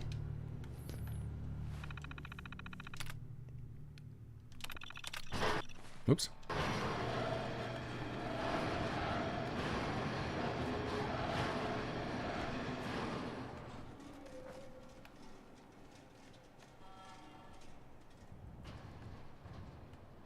Looks like you've got Tower 3 SMU-81 online. Nicely done. At the halfway point now. That's 3. Getting some chatter coming in. Hard to make out, but sounds like a few distress signals are being picked up. Up to you if you want to look into that or not. Either way, this tower's now a part of our network. Fantastic. All right, see you later. Over and out. So I think I got 3 left now. I think I've done 3. Let's see. So we got this guy. We got the glowing sea one for sure. Is there one over here too? Okay, we got 3 left. All right, there's an easy one we can get. And on the way, who can we grab? Do we have? Yeah, we've got Taffington people. We didn't. I didn't take those 2. That's odd. County Crossing. It's only got 2 people. All right, Taffington it is. Let's go steal another person.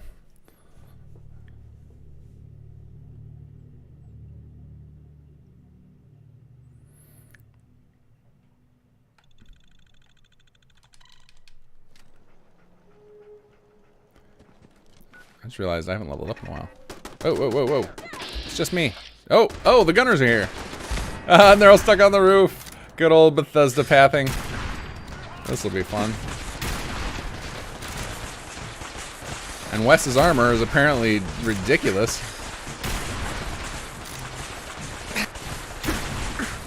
It's just your boss, guys. It's me, Captain Wes. And they're also, they've got stormtrooper aim. So do I.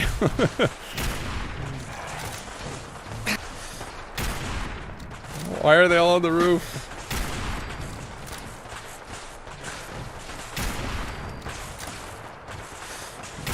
May the 4th be with you.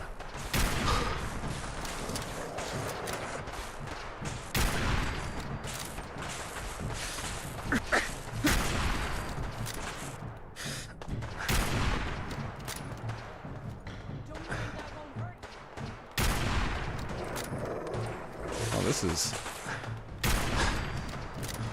unexpected. Getting some practice on my headshots, though. Ooh. Oh, I'm out of breath. Like, what's going on with that one?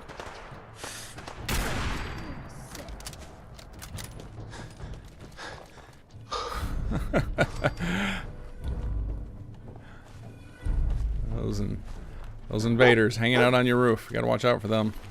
Oh, what did I grab? Some terrible weapon. Oh, I still got Margaret. Combat rifle. Drop. What else am I holding that I can get rid of? Okay, I don't need this anymore. Alright, that'll work. Give me all your ammo. Hello, people. Let me equip my favorite weapon. Organics collector. With 5 charisma. I don't need charisma. But you're not sick, so that's a plus. So I might take you anyway. How about you, farmer? Oh, I don't want to take farmers. I already determined that. You know what I call a good day? One that ends Oh, you're a farmer without too. an empty stomach. Okay. Appreciate that nugget of wisdom. All right. Hi there. You're coming with me.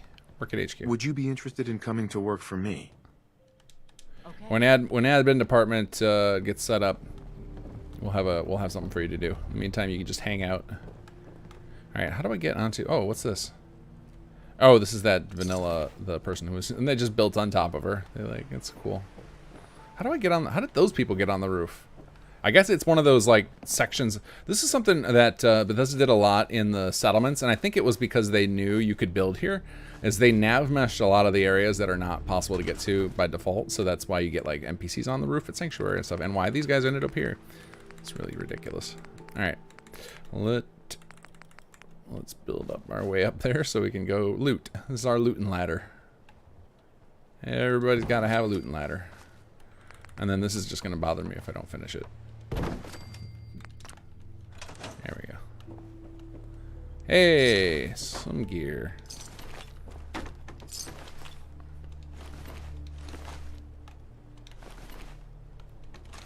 All the stuff I need. Man, I happen to just be using the same weapons that the gun. I'm secretly a gunner. I just realized. I'm using all the same weapons they are, so they always have good stuff for me. The mayor. I guess I don't need the mayor anymore because we're using the single level plans. I should have thought of that. I could take the mayors away from these places and it's no loss. Why didn't my scan work? Oh, there it goes. Just a little slow-mo. Yeah, 3 endurance. You can go work Can I logistics. ask you something? Come Would on. you be interested in coming to work for me? To GNN you go. Alright, and then we did that because it's close to one of our objectives here. If I can get my sense of direction. That way. Okay.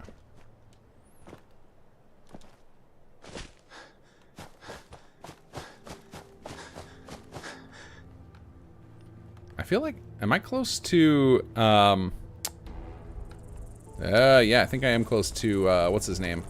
From chapter 1, the super mutant.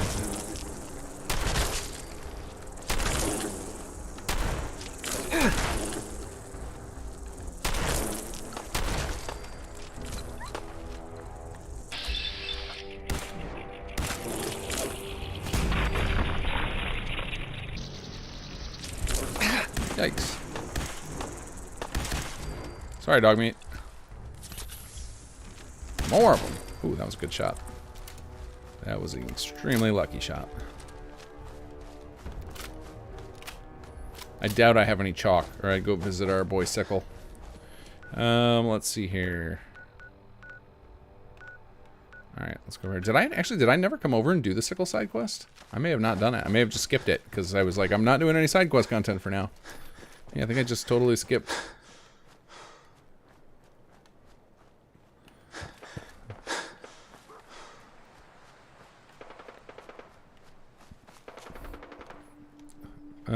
Yeah, Alan, we are definitely doing a chapter 3. We are hard at work on it on the team.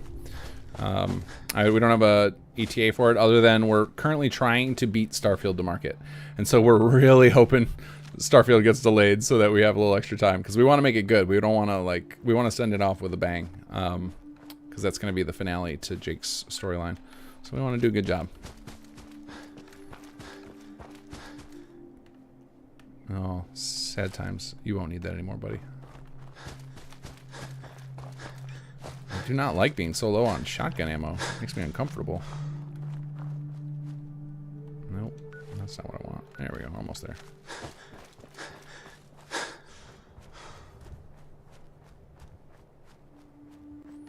Yeah, there's no map marker for Sickle. I think there's a miscellaneous objective for it.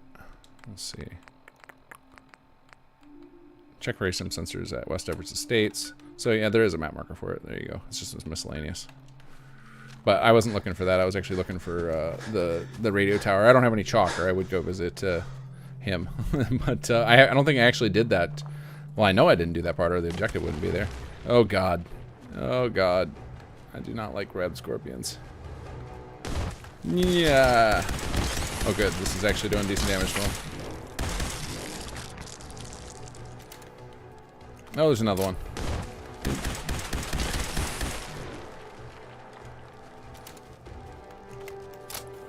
Come on, buddy. Just pop out. Let's get this over with. Oh, that worked. Punch the ground and he jumps up. All right, we'll take it.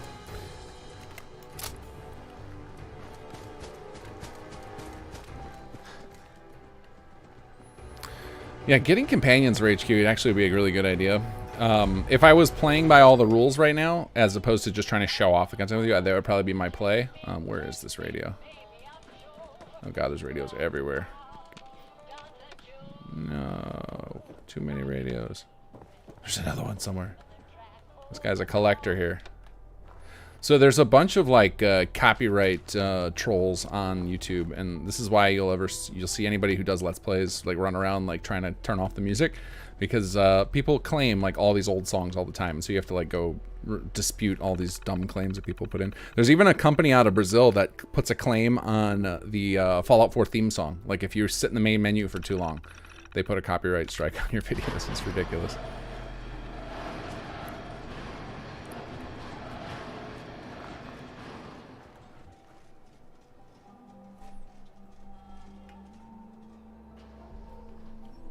All right, let's see if we get another. There it goes. I see you're at Relay Tower 0MC810.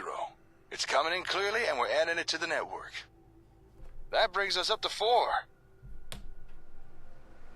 I'm pretty sure that only is in Geo. I'm pretty sure that only affects the your Pip-Boy radio. Too much static to hear it clearly here. You should be able to hear it on your Pip-Boy. If you wander about a bit, you might get a clearer signal. If you want to, that is. I'll let you get back to it. Stay safe out there. Okay, how many we got left? I think 2 now. We got this one over here. All right, I think we're gonna do the rest of them next time because I want to get Khobis on here, so we can discuss the voice acting in some settlements and in some settlements 2 especially. He also did the voice acting handling for Conqueror. Let's see, where am I going to leave myself today? I guess we'll go to HQ. We'll hang out at HQ today, and that'll be where we leave ourselves, since we've been doing that lately. Pop over here, get my end of session save up. Yeah, I think there's a mod out there that mutes all the radios. I just haven't bothered to install it. I miss what I want to install, what I really want to install again, but I'm not going to because I don't need to. Again, there's a lot of goals with this stream, and one of them is to try and find bugs like we've been doing, where I take notes during the stream and then I make those a priority to go fix, because I have an obvious, like I always tell you guys on the forums and stuff, is like I need recreatable steps. Give me a save with no other mods installed, or tell me step by step what I got to do, and then I can fix it.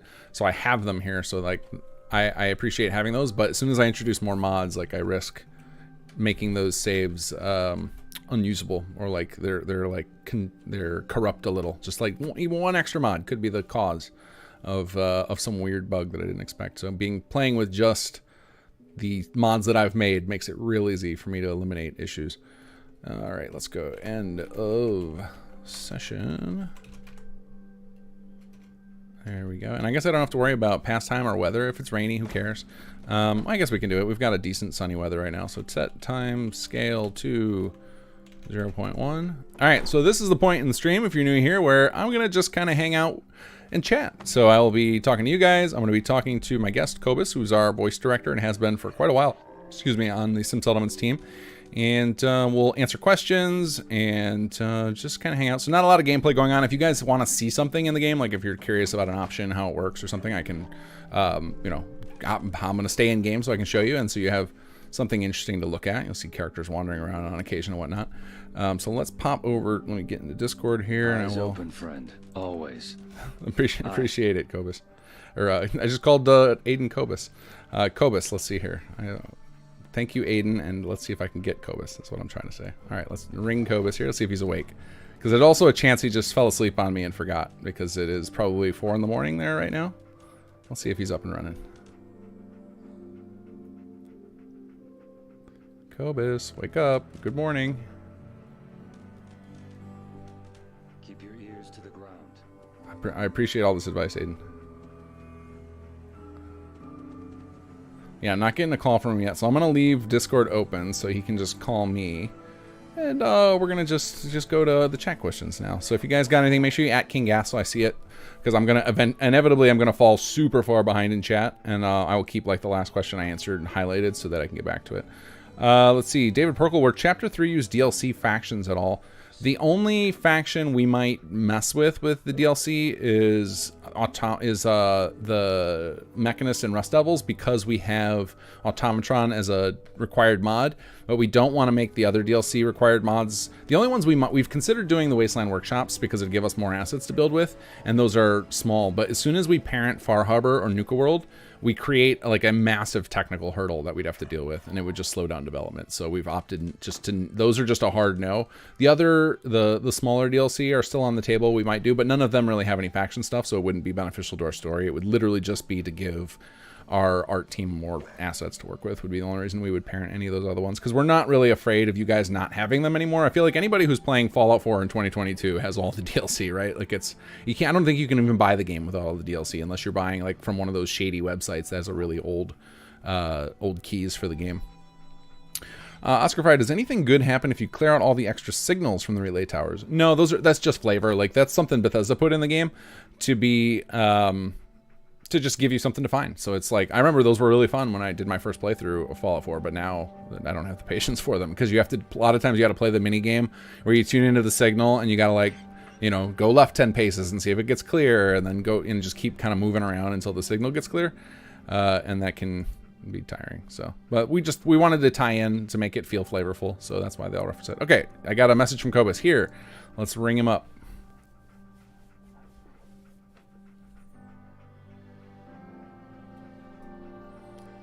Ring, ring.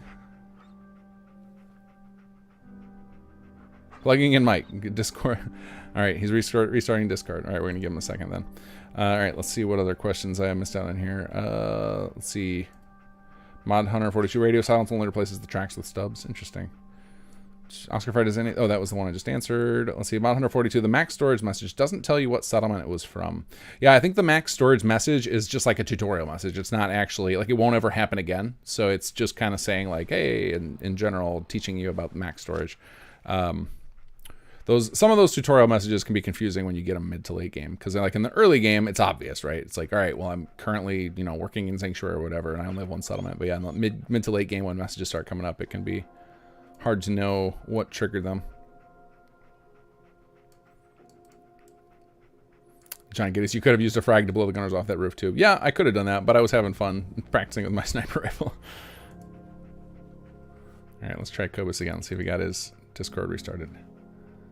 Ring, ring, ring, ring, ring, ring.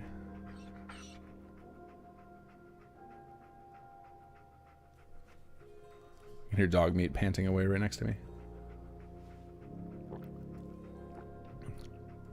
Alright, hold on, let me type a message. Alright, call me when you get it sorted. Alright, we're just gonna let him call me now. Alright, let's see. Scrolling up here. David Perkins, forgot my login info to go from, but I can't seem to get the caravan plot to unlock. The caravan plot is should unlock pretty easily. Basically, all you have to do is build any municipal building plan, and then go make sure you have more than one settlement, and that should unlock caravan services. Or you could use the cheat holotape, that'll let you do it too. And then it also unlocks during that HQ quest for some, like, I can't imagine anyone gets it unlocked during that. Like, that was just something I think I threw in there because during testing we were like, oh, we don't actually have that class yet because we're testing, and so we're skipping quests. And so I think I added it to that. It's just like it doesn't hurt. It doesn't cost anything to add extra copies of the unlocks. So like that's why you'll see that there's multiple different ways you can unlock several plot types. There's also, I think I saw at the top of the stream before I actually started streaming, somebody messaged saying like they wished that they didn't have to, or that caravan wasn't so hard to unlock, and I think maybe it's just not clear how to unlock it for people but all the building classes can be unlocked just by gameplay too. You actually don't have to do any quests to get them. They can just unlock naturally from, just keep building different plot types and you'll start unlocking different classes. Gavman, with the update, the laser cannon building has been rotated 180 degrees on the plot. Intended? Any other city plans to be affected? So it depends on which way. So like it's supposed to be, and it always has been supposed to be, but maybe we got it screwed up. it's supposed to face outward. So like, you know, in the Marshall plot, when you go to build it and it has that big like rounded piece in workshop mode, the turret should be facing that way. If it's not, but I think what was supposed to get rotated, and I didn't check if it got rotated correctly, is the stairs should now be facing forward too. That way the NPCs can actually path to the chair and sit down now, which we tested.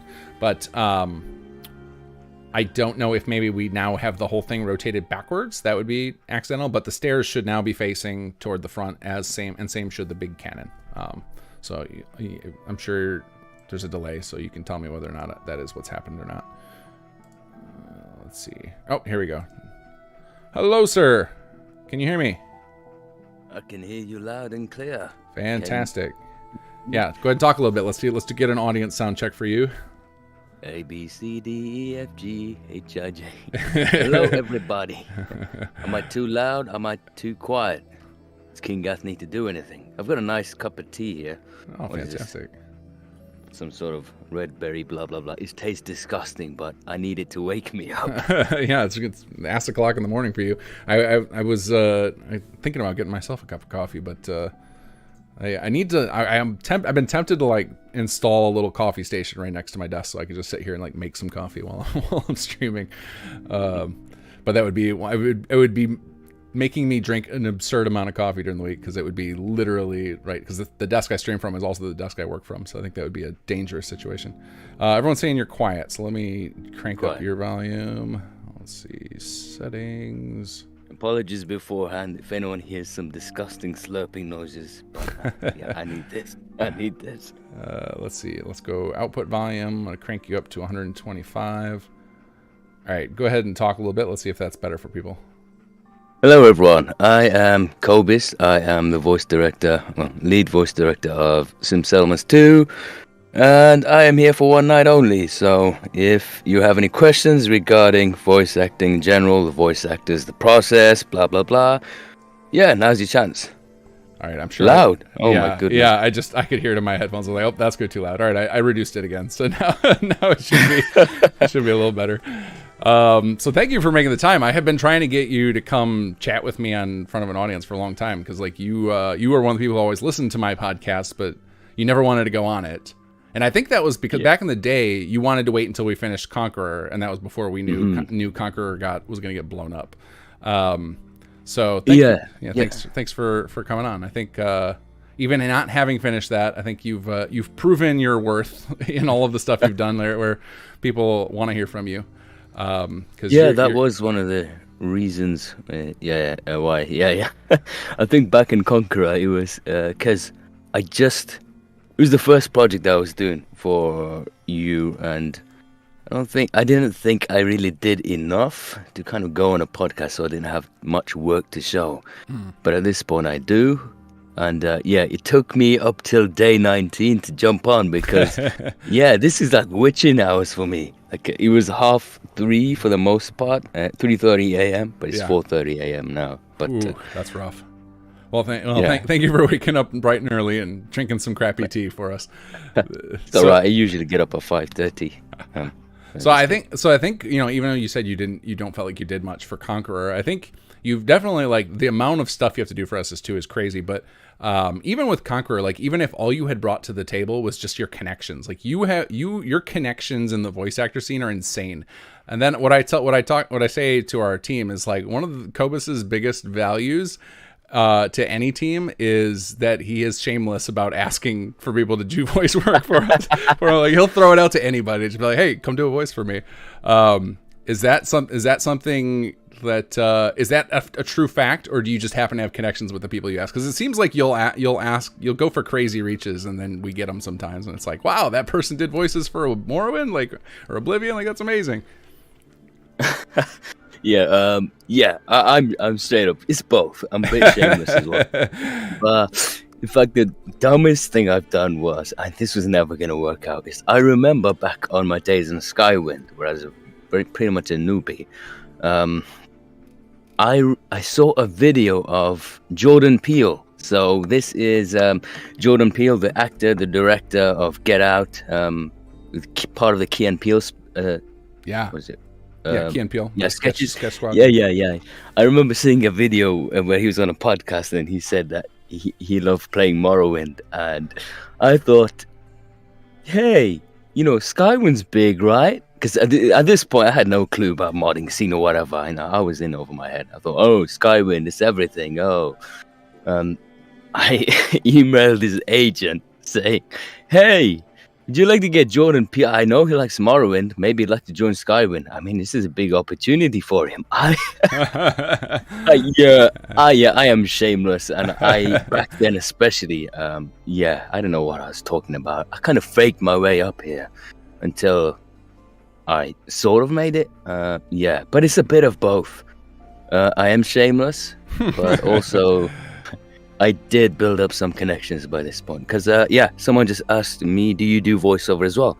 Yeah, that also answers this question, where I built up my connections mostly because I started as a voice actor myself. So if it's a video game I worked on or an animation I voiced on, then I'd make friends with fellow voice actors. And then if you guys remember Jammer from Conqueror, he was the first guy that I brought on for... Actually, no, that's a lie. There were other people before. But I sort of met him from a previous project. And I said, hey, we're trying out this Fallout mod. And we kind of need a protagonist. And I think you might work. I listened to your demo. Yeah, so it's kind of familiar people. And and you've worked on a lot of projects. I feel like you name a big project for Skyrim or Fallout 4, and you've had your fingers in it. So like you have a very big contact list in the community. So it's a lot of times you've set me up with several connections. Like I think you were the one who connected us with Pontus, or maybe White Collar did. But anyway, you've connected us with a whole lot of people. Beyond just voice actors, so like you are very well connected, and I think that's a huge strength for the work that you do. But you've taken it to another level though with SS2, because now like the amount of work you put into this, just getting the scripts ready for the voice actors is nuts. Because I did it. I had you teach me your Jedi ways to help out with the side character stuff. And it's just like it's hours and hours of work just to get like a one decent sized script ready for the voice actors. Oh yeah, that is preparing the script. So for anyone who's not familiar with how I suppose the CK exports dialogue, it is a nightmare. It looks absolute awful. Spaghetti. Yeah, it's very uninspiring for a voice actor. I mean, the lines are out of order.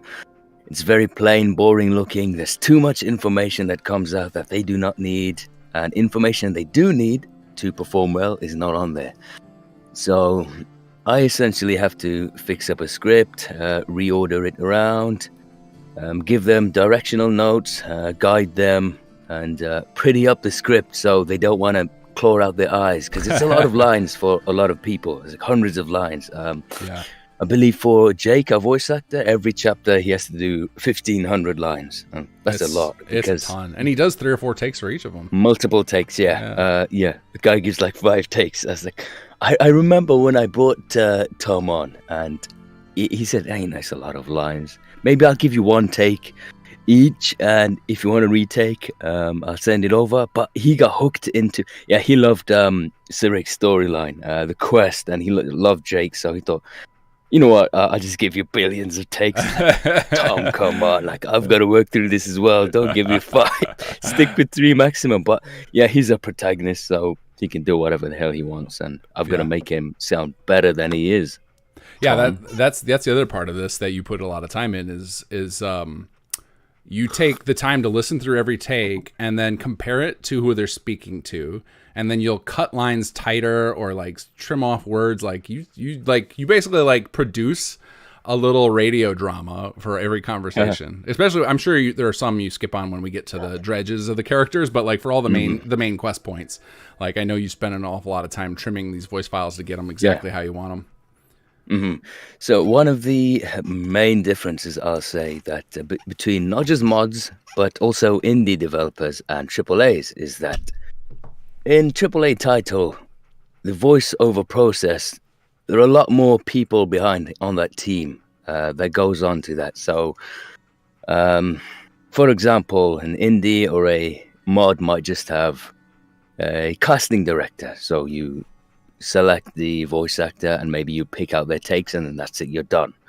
In AAA, you'll have a casting director, voice director, dialogue editor, script editor, sound engineer, and more. So I essentially have to act as all of those. I'm not doing, disclaimer, I'm not the main sound engineer. That's Cyvirus. But after he gets his stuff in, I do like another pass. But yeah, in indies and mods, it's quite an ignorant topic, I'd say, which is why you don't see mods really have good voice acting or even decent voice acting. It's a lot of work goes on past just the voice actor giving the voiceover files. Like they need to be guided, right? Everyone needs to be on the same page, each voice actor. Okay, they need to sound like they're reacting off each other, not they're just giving a monologue, right? They need to feel real. And so it begins with me at the script stage, preparing the script, giving them what they need. And then after they send me over their voice files, that's when my main work begins. I do a lot of dialogue editing, so make each character feel like they're reacting with each other, edit bits of this, make scenes more dramatic, and blah, blah, blah. Yeah. Yeah. So and it comes out great. Like a lot of the stuff we have is fantastic.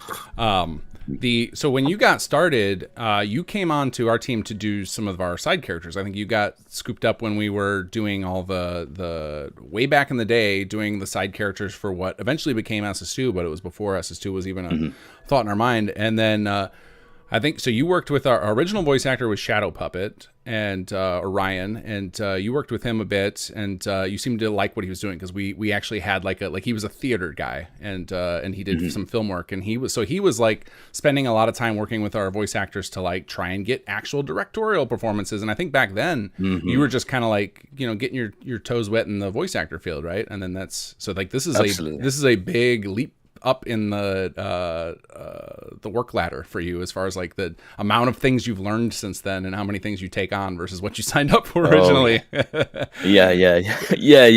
was, I'm still learning as well. I mean, the mod sounds good, but I'm still learning.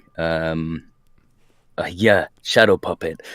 So guys, this was around 2017, and where a few of us voice actors newly joined the project. That includes Sarik, who initially joined in as a voice actor as well, not as a writer. Yeah. And so we had a voice director by the name of Shadow Puppet, who had a background in theater. And so I saw that he needed help with casting people. So I had a few connections. I said, hey, guys, you want to maybe try out for this and blah, blah, blah. And I remember the shadows. I mean, this was the first time I was doing any sort of admin work on a mod. And you gave me that sort of task. And I could compare Shadow's work with previous mods. And he was doing something different, something better, more involved with the actors, where he was actually giving some sort of guidance in their script. And I thought, well, it should probably be the standards because it's very helpful. Usually I'm just given a script, it has nothing on there, and pretty much it's up to me and my improv skills to make a script come alive and just cross my fingers and hope the end product just doesn't sound disjointed with other characters. Yeah. So I respect a lot of Shadow Puppet's work, and my own work processes, like some of that I've copied from him in my script part especially. And he was very, he knew, he had certain skills that I think they're missing in the modding scene. And I just kind of, from all the different people that I worked with, voice directors and writers and stuff on all the different projects, I'm kind of like sort of like a child of each of them, where I take the good practices out of all of them and I kind of built myself up from that. And it's working out great because we get tons of praise for the voice acting in SS2 and in Conqueror. I think that's because you want to keep, you're one of the, you're like me, that you're never satisfied with what you know. Like, you're always trying to push the envelope of what you can pull off. And I think we're trying to give you, with chapter 3, we're trying to give you more tools to help with that. And like we've got something that generates the first part of your script format. And then now Cynical's helping you a lot with the script setup, because like, I think the more time we can free up for you not having to do menial tasks, you can put more of that time into doing the stuff that really brings the magic forward, like taking the time to, pair up the conversations. Because we're going to have you, because I think chapter 3 is going to have the most of like inter-character conversations, because there's only so much you can do when the player's involved, like, because those lines it's real hard to riff off of some of those player lines, especially when like the male and female deliveries are so different. But you can do a lot with those conversations we have with like 2 or 3 characters talking. And so like, it's nice. Oh yeah, it's nice to see you putting in all that effort on those, because it really shows. That is the part where I really enjoy, because a lot of the like the script writing stuff and a lot of the voiceover editing part, it's tedious and boring, but that stuff I really, really enjoy. That's where I excel at mostly. Because I understand the characters a lot at this point. Yeah. And so I know when to, all right, this character needs to sound like they're not just angry in the scene, but they're frustrated, and they're holding this thought at the back of their mind, and that should seep through their performance, while the person on the receiving end needs to sound, yes, they might need to sound a bit remorseful, but they have this other thought on the back of their mind, so that needs to seep through their performance, and blah, blah, blah. And it becomes one sort of like an orchestra piece where you don't focus on the takes of one specific character, such as Jake, just because he's the protagonist. You don't want to make him sound the best out of the group. You want everyone to play their part within a scene, and then the overall scene, they all elevate each other in performance, and it all just turns out wonderful. Like, it's hard to show people the difference without giving you like a comparison. Now, I've made a guide recently, if anyone wants to look at it, where I kind of give a couple of examples that way. But a lot of the mistakes that voice directors make on other mod projects is that they'll blindly pick out takes just because, oh, take 1 sounds good. Oh, take 3 sounds good out of line 4. Oh, line 5, take 1 sounds good. I'll pick those out, and that's it, throw them out. Right. Bang. But it should have a lot more of a thought process behind it, and editing behind it, and you don't just pick out takes because they sound individually the best. Right. What I do is I'll listen to one character's line within a scene, and I'll compare it directly with the next character's line within that same scene and say, okay, this sounds like they're more reactive than this line, and I'll pick them accordingly. And sometimes I'll kind of what I call Frankenstein mesh takes, where, oh, I like take 1 sound, but I like the way you end it with take 3. I'll split the first half of take 1, I'll split the last half of take 3, and combine them 2 seamlessly. And now we have a new master delivered line. And I think it's a lot of hours of work, and I think a lot of people, like a lot of mod teams, when they get the voice acting files in, it's intimidating. Like you look at something like Jake, when he sends in these files, they're going to be hours long, and like you're just thinking, I have hundreds and hundreds of files to go through, and like so like it just becomes a daunting task. And so like if you don't have someone in charge of it who's excited about the stuff, like you said, like I like piecing together the story and I like imagining it coming together as an orchestra, without that passion, it's hard to put in the effort to that. So you can see why that happens. And I think that most people who have the ear for it and who care about it don't consider themselves as modders, right? They're not going to think I should go mod video games, because it doesn't, it's like most people, I think when they think about modding video games, they assume that you need to have, a bunch of tech skills. But in reality, what I found with building up the Sim Settlements team is like we need people of all sorts of disciplines. Like it's in the same thing as like in I'm sure that this is why big productions like AAA games and movies have so many different people involved, because you need people with the passion to get the goods out. And it's not just in the technical skills, it's also in various things. So I think this is why you don't see it on other mods, and why modding has kind of a reputation for poor voice acting. It's like, like it was just like it was pure dumb luck that I got Shadow Puppet involved, who then inspired you to actually do this. Like it was like, and so I don't think people who have theater and film experience think I should go join a mod team. So it's just like a rare thing. But you know, any of you guys out there, if you know anybody, if you are such a person or you know somebody, like a lot of mod teams would benefit hugely from having somebody who's passionate about performances and you know, seeing the characters actually like talk well together. You don't have to have any tech skills for it. Like you've now learned a ton of tech skills. Like you've basically learned audio engineering, but that wasn't required to do the front part of your job. It's just, I think it's made things easier for you now, right? Because you don't have to keep bugging the engineers to do the little tweaks. Yeah. When I began, I had barely any tech experience. I mean, if you asked me to just do a little tech thing, my mind would just melt.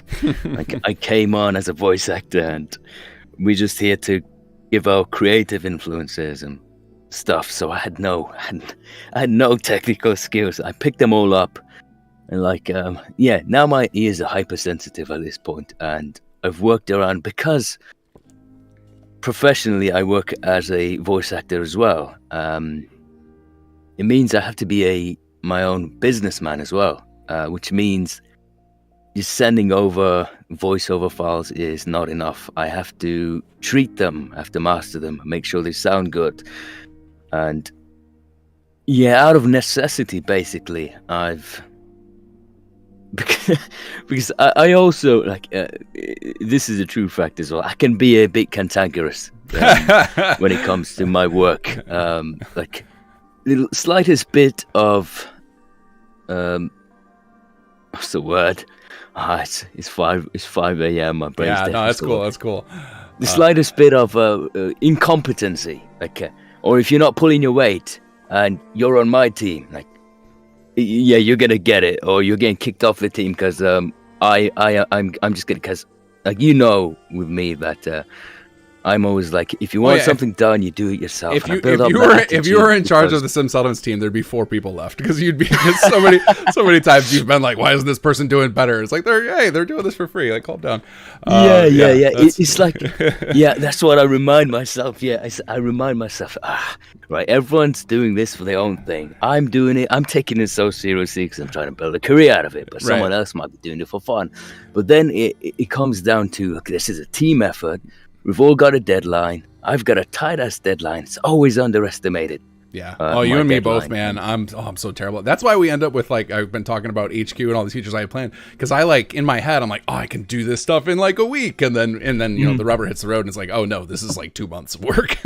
Because my brain is my creative brain is much more. It's kind of like how you know, you go to the grocery store hungry and you come home with way more food than you should. It's like, you know, you get overambitious, which can be I think has been a good trait for our team, of having some people who are, you know, who overestimate their abilities, because then we reach for the stars, and then I think I don't know about you, but I'm stubborn, so I'm like, I'm not going to give up until I pull it off now.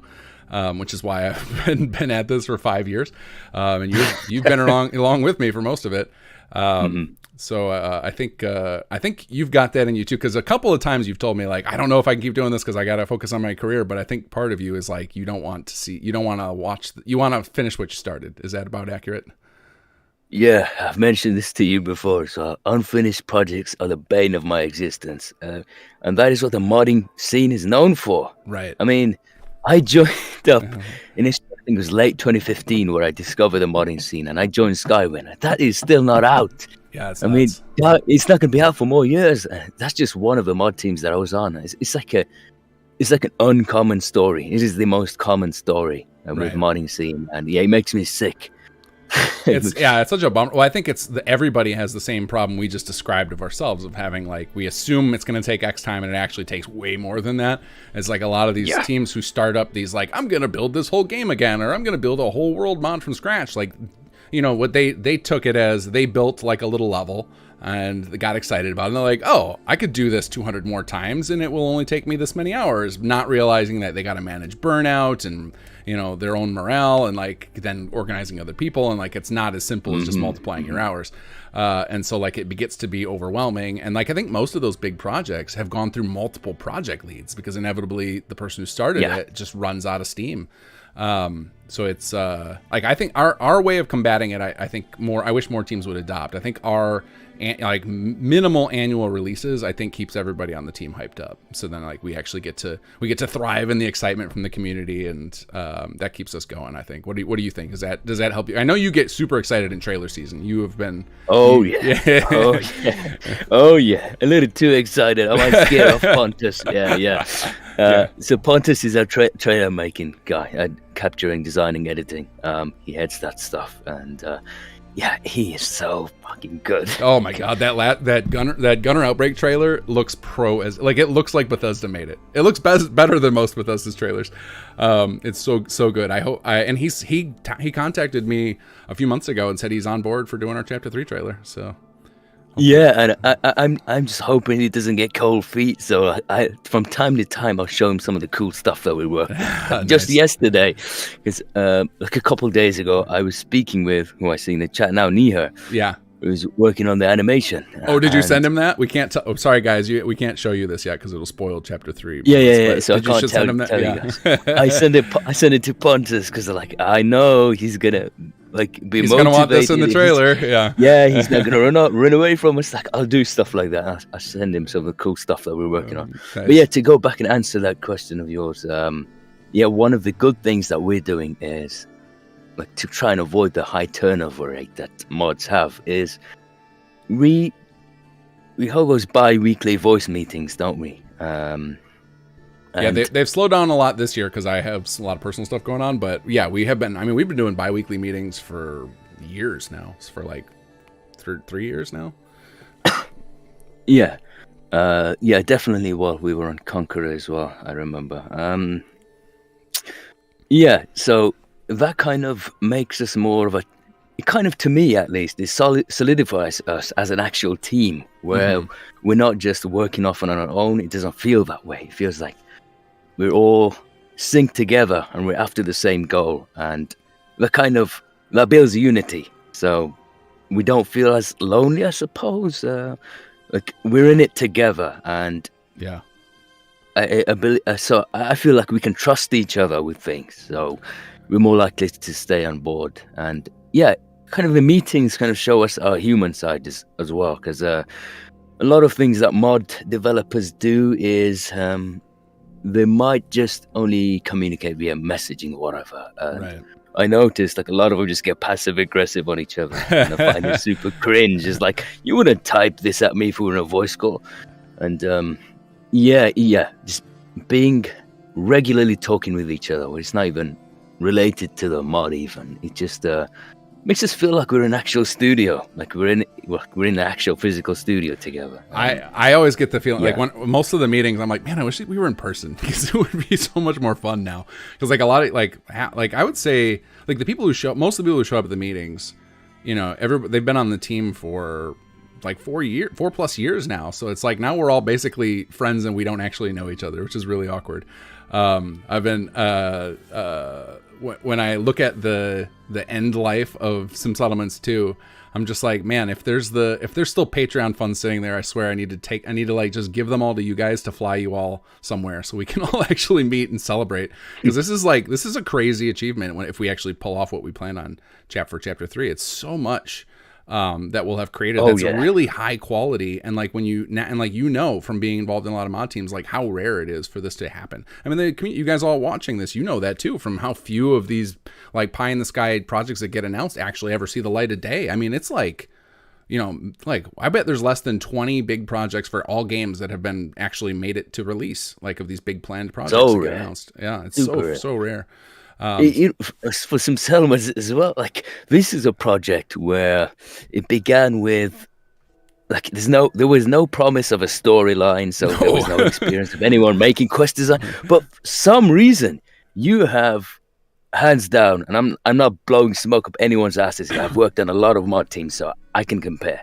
somehow you've net the best character dialogue writer I have ever seen. Like, I've worked on indie games as well, and like Sarik blows them out of the water. Like, anytime I read his scripts, it's like, yeah, this sounds like how a real person would talk. Yeah, like I can connect with this character. Like, I never cringe at his stuff. Like, I work at. Yesterday was a busy voiceover day for me, and I just started cringing at every line. So, Sarik has ruined me. And yeah, funny. For some reason you got a golden writer on your team. You've got not only that as well. He's such a wonderful person as well. Like you can never get upset with Sarik. No. Like he's like the angel. I look up to him. Yeah, he's great. Anyway, you also got Cynical as well. He deserves another shout out. I mean, effing hell, her artwork. Like, again, I've been in a lot of mod teams before, and her artwork that's AAA right there. Like, you got 2 AAA quality people on a mod, which is not even really wasn't focused on story, just like automated buildings. Like, these guys are not on these big projects like Beyond Skyrim or Fallout Miami or whatever. They're on Sim Settlements 2 building mod. Yeah, I mean, yeah, it is a rare case for a mod to be of this high standard, but it's an even rarer case for like getting talent. Like, I know there's a lot of good people on the teams, and not just Sarik and Cynical, but they're the 2 that I work a lot with because my department requires me to. Yeah. So I can give them a shout out. But yeah, we've been very fortunate the amount of quality people that we get to work with. It's fantastic. You're one lucky bastard. I think part of it comes down to what you said about the meetings and stuff. Is like, I don't just bring on, like I did at one point, just brought on everybody. Like, I remember when I started, and maybe that was just that's how I got lucky. Is like I just like opened the doors and let everybody join the team. But then like the people that I actually had conversations with and got along with, and like you learn like. We all communicate so much better in voice than we do in text. And so like, I think we start to build rapport and we learn about each other's skills and stuff. And then like, that's how people have fallen into the correct roles and gotten a chance to shine, because like Sarik came on as a voice actor, and like, if it weren't for, having lots of conversations with them and stuff, he may have never ended up as our lead writer and stuff like that. Or so like, same with like Cynical. Like, Cynical came on to do concept art, I believe, and then has done so much more now. And like, that's the case for a lot of people on the team of just like, after talking with them, it was like, oh, they want to do this and they have got that skill. Fantastic. And I don't think that would have happened. It wouldn't have been as likely to happen if it was just via texting and whatnot. Like, I think the voice meetings and stuff really, like you said, bring a lot of the human connection. You get to learn about people's interests and backgrounds and stuff, and helps with the work environment a lot. So I think like that, me opening the doors to everybody, and that it like just basically allowed me to talk to a lot of people and find people with interesting skills. Like people like Shadow was such a weird one to get, like that. Like, I think he just said like, hey, I see you're trying to get a bunch of voice actors. Like, I'm not a voice actor, but maybe directing would be something you might be interested in. And I was like, well, that can't hurt. Like, let's give it a go. That's kind of been my attitude. My attitude's definitely tightened up a lot. I think you've noticed, you've probably seen, I haven't really brought anybody on in chapter 3, because it's like it gets to a point where I can't manage anymore. I'm sure you have this with all the voice actors you're wrangling. You like to give some people repeat, because it's a lot to have to like train new people to the way you like to work, and like right, and like get right. It's casting a wide net. It's morning. It's early morning. I never get myself together. Okay, casting a wide net like you have, it's a double-edged sword. Like, right. One of the good things that it's done is it's given people who didn't have experience in something prior but wanted to do something a chance. And yeah, you sort of did that with me as well. Like, before. Like, managing stuff, voiceover stuff for Sim Settlements. Before that, the most I did regarding managing voiceover was like, maybe I will help set up casting for the mod project, and then they do all the decisions. Like, and that was it. Like, no tinkering with voice files, no talent management, no reaching out to anybody, blah blah blah. Yeah, so I built up those skills because you gave me the responsibility. And again, casting a wide net is why I know you have the few people that have stuck on for so many years, they've built up this kind of loyalty to you and the project because you gave them a chance and you gave me these responsibilities and me a chance as well. That even if there was a super duper cool project that comes out, and I've said this to myself as well, thinking like, if we became a studio and we were profiting, blah blah blah, the other studio who wants to hire me would have to pay me more than triple the amount that King Gath Studios would do, because I love working with this team. It is a lot of fun. I've built up friends here, because we all have started as, like, even for you, like when we began with Conquer and stuff, like you were newly designing quests, like this is a new avenue for you as well. Yeah, and we've all sort of, like, all of our level of quality has risen together. Like, we've gotten better together, and that's just built up loyalty for me. But yeah, it's a double-edged sword, because in my past experience from other mod teams, that kind of recruitment process where you'll take on anybody, it brings in that high turnover rate as well, where they might do a little bit of work and then they vanish, disappear off the face of the earth, and then someone else has to carry their workload. And we went through a lot of that. There was a ton. Like, we went through 3 lead writers before Sarik ended up, and it's like and like almost a 4th. Like, it's a miracle that that it all played out how it did. So like like you said, it was a super double-edged sword, and I've learned a lot of lessons from it. So like, I think there's positives and negatives to it.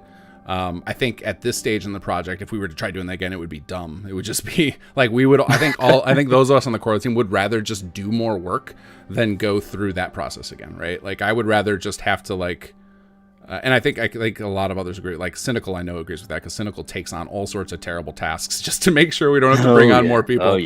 And like, I think that's kind of the feel a lot of folks have, is just like, it, like, bringing on more people might spread the workload, but because at the stage we're at, it's just like, it would also probably reduce our quality, and then it would be a lot of extra stress, because then now that's more people that you've got to, like, you know, keep bugging to be like, hey, I need this, which is, that's the other thing.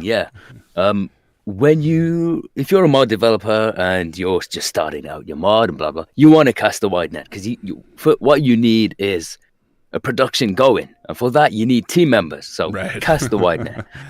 But at this stage, Sim Settlements 2 has already established itself as, we can get content out there. You're not going to wait billions of years for it. We produce high quality stuff.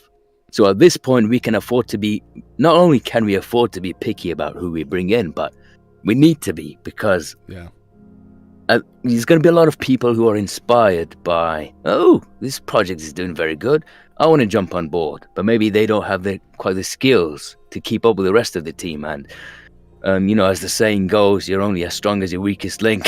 So at this point, we got to be like, you're going to need experience. You're going to need to have, most importantly, you're going to need to be able to work in a team, because there are a lot of people in the modding community with a lot of good skills, but they might lack teamwork.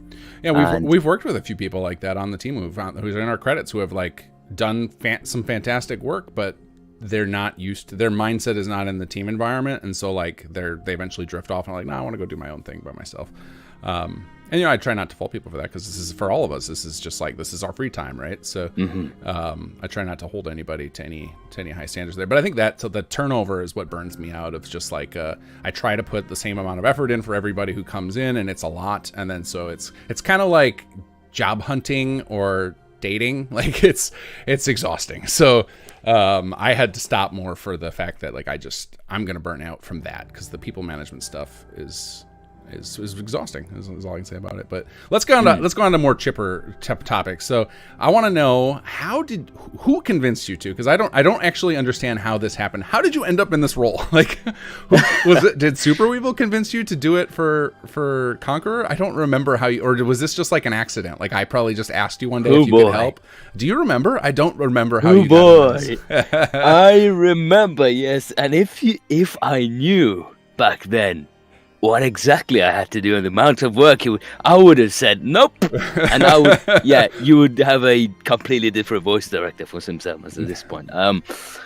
Because at that point I didn't have much experience, so I thought, King F wants me to manage voiceover talent and do just maybe a bit more than what I'm used to. Okay, I'll do that. And then it was like, okay, maybe I need to do this task as well. Oh, I need to do this task as well. I kind of slowly had piled up my workload. I was slowly getting into it, but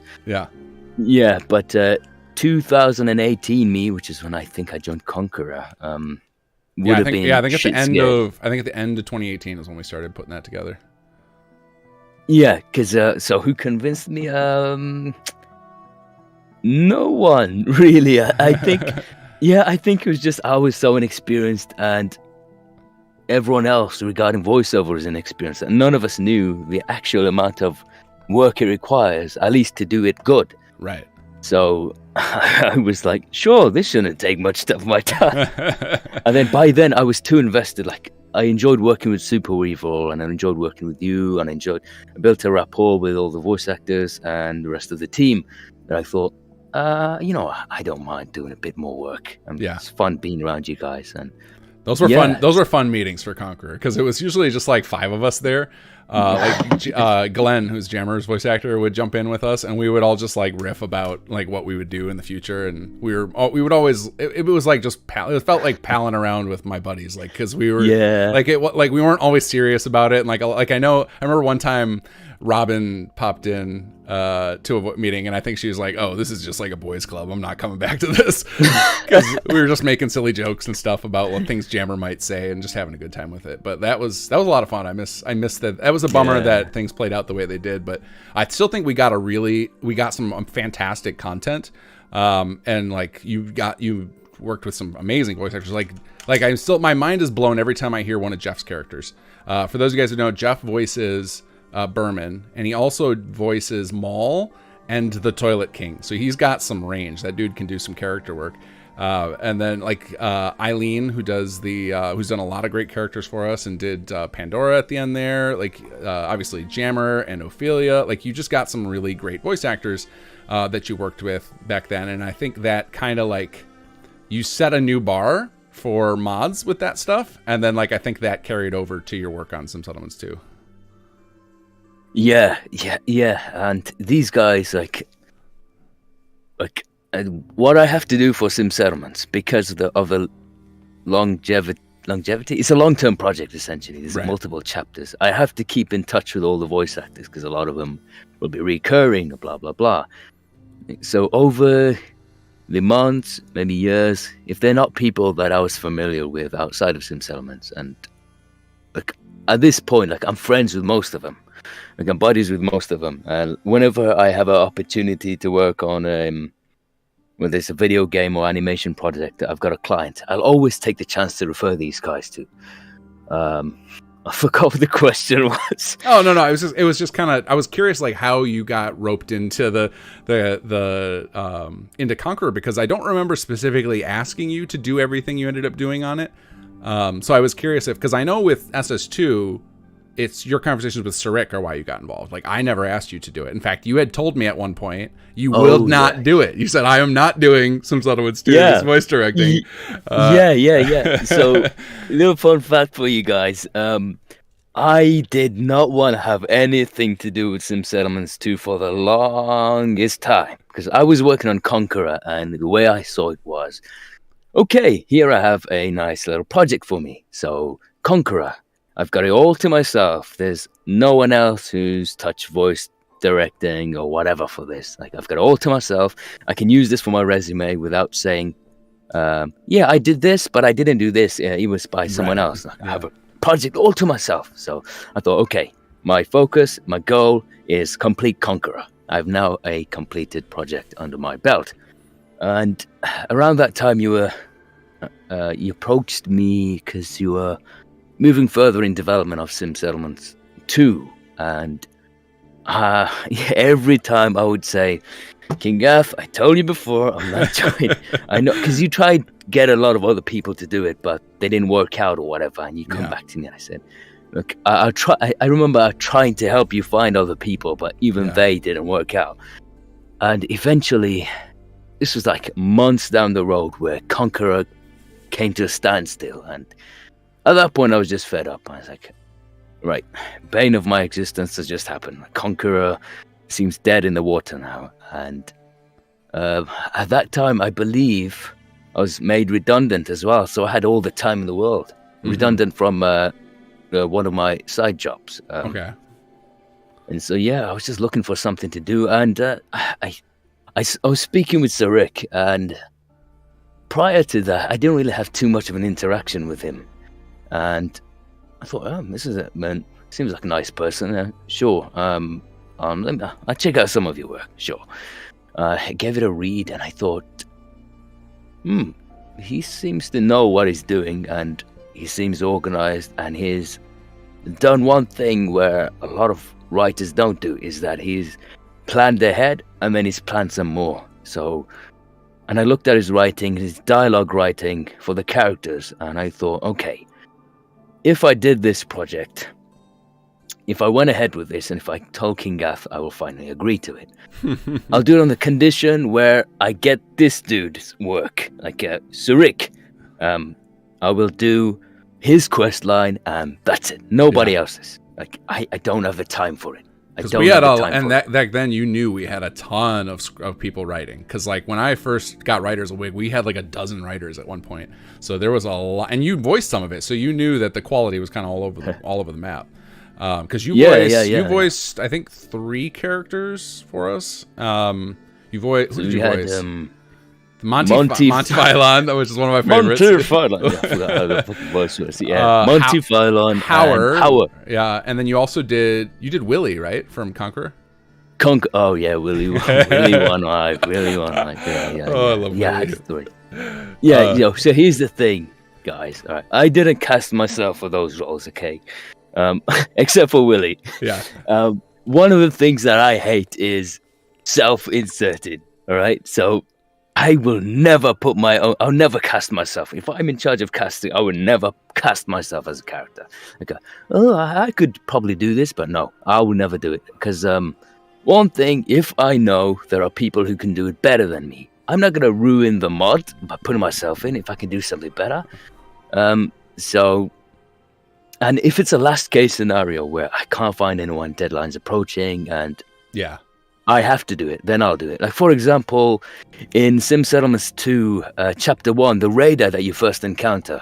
Oh, yeah, the one that's out in the quest where Pole's like, what are you doing? Get the lead out! And then you run over to there. Yeah. Get the lead out and move! Yeah. Don't go all gung-ho in there. Those raiders got hostages. Yeah. I was there. I was the raider there, that edgy sounding raider. Before me was actually another guy. Who were brought over from Conqueror, and I love his raider voice, but for some reason in working on Chapter 1, his sound quality, there were issues with it. Like he was recording, I remember seeing a comment saying where, what does this guy sound like is in a tin can or something? Yeah, because his audio sounded very echoey, and that was like the last straw where, okay, I can't get away with this. I gave him multiple retries, and he didn't work out, so I ended up replacing him with my own self, but it's only planned as a placeholder as I find someone else. But anyway, I hate self-inserts, and I hate blatant references as well, which is one of the reasons why I don't get so tilted working on Sir Rick's writing, because a lot of our other writers, like for the side characters, they keep referencing just for no reason New Vegas or Fallout 3. They're like super blatant real world references from TV shows, and to me that kind of just makes a project a little tacky, a little mod-like. And right. Yeah, I mean we have rules against it now of just but back then when I was just assembling all the writers, I was just I just wanted mass content. I was just I always called it an anthology of just let's just get a bunch of cool settlers in here, and You know, a lot of these folks who, you know, have the capability to write something reasonable wouldn't, you know, don't have the skill set to put it into a mod. And I do, and I know how to do it quickly. But then when we got to the main story of SS2, like Surik was very on the same page as me with the rules of like no reference, like anything that's any reference has to be so subtle that if you had no idea what it was talking about, then it would just sound like normal conversation. Like anything that like would pull you out was just like, it's not allowed. We're not having that. So because I feel the exact same way you do. It's just like some of that stuff was jarring. I loved your Willie One-Eye character. Like I think like your comedic timing with that character is fantastic. So that one, did you cast yourself in that because you couldn't find anybody else, or was that? Yeah. Okay. So Willie One-Eye was the reason, because I just couldn't find anyone who could find the right balance of what we were after. I believe the actual accent Super Weevil was going for loosely. He wanted just a general Midwest accent. Yeah. Nothing what I went for. I think I went somewhere East Coast. Yeah, because I'm terrible with American accents. So I just thought, you know what, whatever. Let's give him a thick sort of East Coast accent, and people can just argue over where he's from, New York or whatever the hell. Right. I don't care. Yeah, it's 200 years in the future. Who cares? Yeah. And yeah, they just couldn't find the kind of cowardliness where the right balance. Like they'd either overdo it or they underdo it, or they won't be serious in the right spots or whatever. But yeah, I brought in my inner coward for that one. It's such a funny character. Yeah, that was a fun character. So I have to do something. I have to stop us talking. Like we could probably talk for hours about just the team and the development process. But there's something very important I need to bring to your attention, because it was done. Like I launched the stream this morning because I knew if you saw that I announced you would make it work. So somebody immediately after I posted it gave us $100 donation, Kez Daddy, and I don't have I can't scroll back up for some reason the text, but it effectively said, "Khobis, where are the outtakes from Jake's daddy comments?" And then there was a knife. There was a knife included, a knife emoji. So I know where this is coming from. Kez Daddy, you son of a bitch. Yeah. So on the forums, I remember I posted I think it was from a previous episode of this podcast he did, and I think I saw Oscar Fry. There you are. I see your name. Oscar Fry asked about if there were any, like, how many times did Jake's actor have to redo the mommy and daddy lines?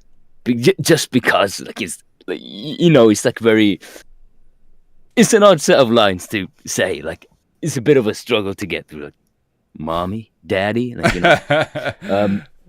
Yeah, so I kind of answered it by plopping a little outtake that I posted in the forums, where you've seen this as well. It's where Tom like tries to get through the mommy line without cracking up. You know. Yeah, I have a ton of those stuff. As for daddy outtakes, I do know there like in general there are plenty of outtakes. Maybe there were. I think he kept a straight face and he kept it professional all the way until just he couldn't. So I just have the mommy outtake in there. But yeah, I have a whole collection of them. Yeah. I wish I started this on chapter 1 where I just highlight and just keep out some of the outtakes so I can always refer back to them, because they're little fun things. Yeah. Like, you're working long hours through the voice file, and a lot of it is boring work. Like, you got to do the technical stuff, and then sometimes the actors just show a bit of themselves in there, and you know, it's pretty funny some of the times, you know, and it's nice getting to know them a bit, I suppose. They give their inner thoughts and stuff. Yeah, so I have plenty of outtakes. Don't you worry, guys. Chapter 3, there'll be plenty more. And if I have the time, maybe I'll make a big reel and put it on the forums or somewhere, hand it to King Gath to put on YouTube. Yeah. I remember that the one you did where you put together that little radio play between 4 of the characters. Like, that inspired somebody on the forums to go create a little animation of it. They're still working on it. I think she said it's going to be done. It's going to be done soon. So, like, I think people really love those when you do them. You've done a few of them. I think that was I don't know if you released all of them on the forums. I think, because I remember you doing something like that when we were doing Conqueror too. You had some, like, because Glenn used to do a lot of that with Jammer. He would do funny outtakes, and you'd share them with the team. So that's fun. Yeah. So a lot of the so I like to give my actors enough creative freedom to improvise their lines. If they feel maybe the character might say this way, or if they want to deliver in a different way, they're free to add words, take away words, make it their own. Some of these are hilarious. I have so many of poor Greg, who voices old Paul for us. Greg, like it's him. It's like 90% of his outtakes are him, like fumbling over his lines, like forgetting what he's supposed to say.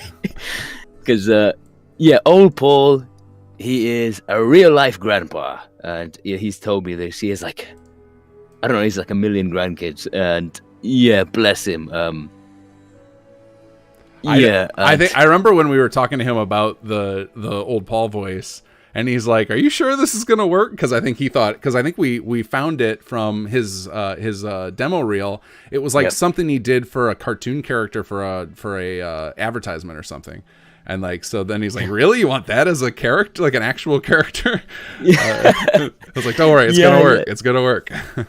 Because prior to that, I kind of gave him the rundown, as I did with a lot of the Chapter 1 folks, because we didn't have any scenes at that time to show them. Right. So I had to kind of describe them and give them the layout of the storyline. And while the mood of the entire story was generally a serious one, a non-whimsical kind of one, in comes this character called Old Paul. And he was like, "I'm getting mixed signals. I thought... this guy's a bit cartoony. Are you sure you want?" I was like, trust me. This is what we want.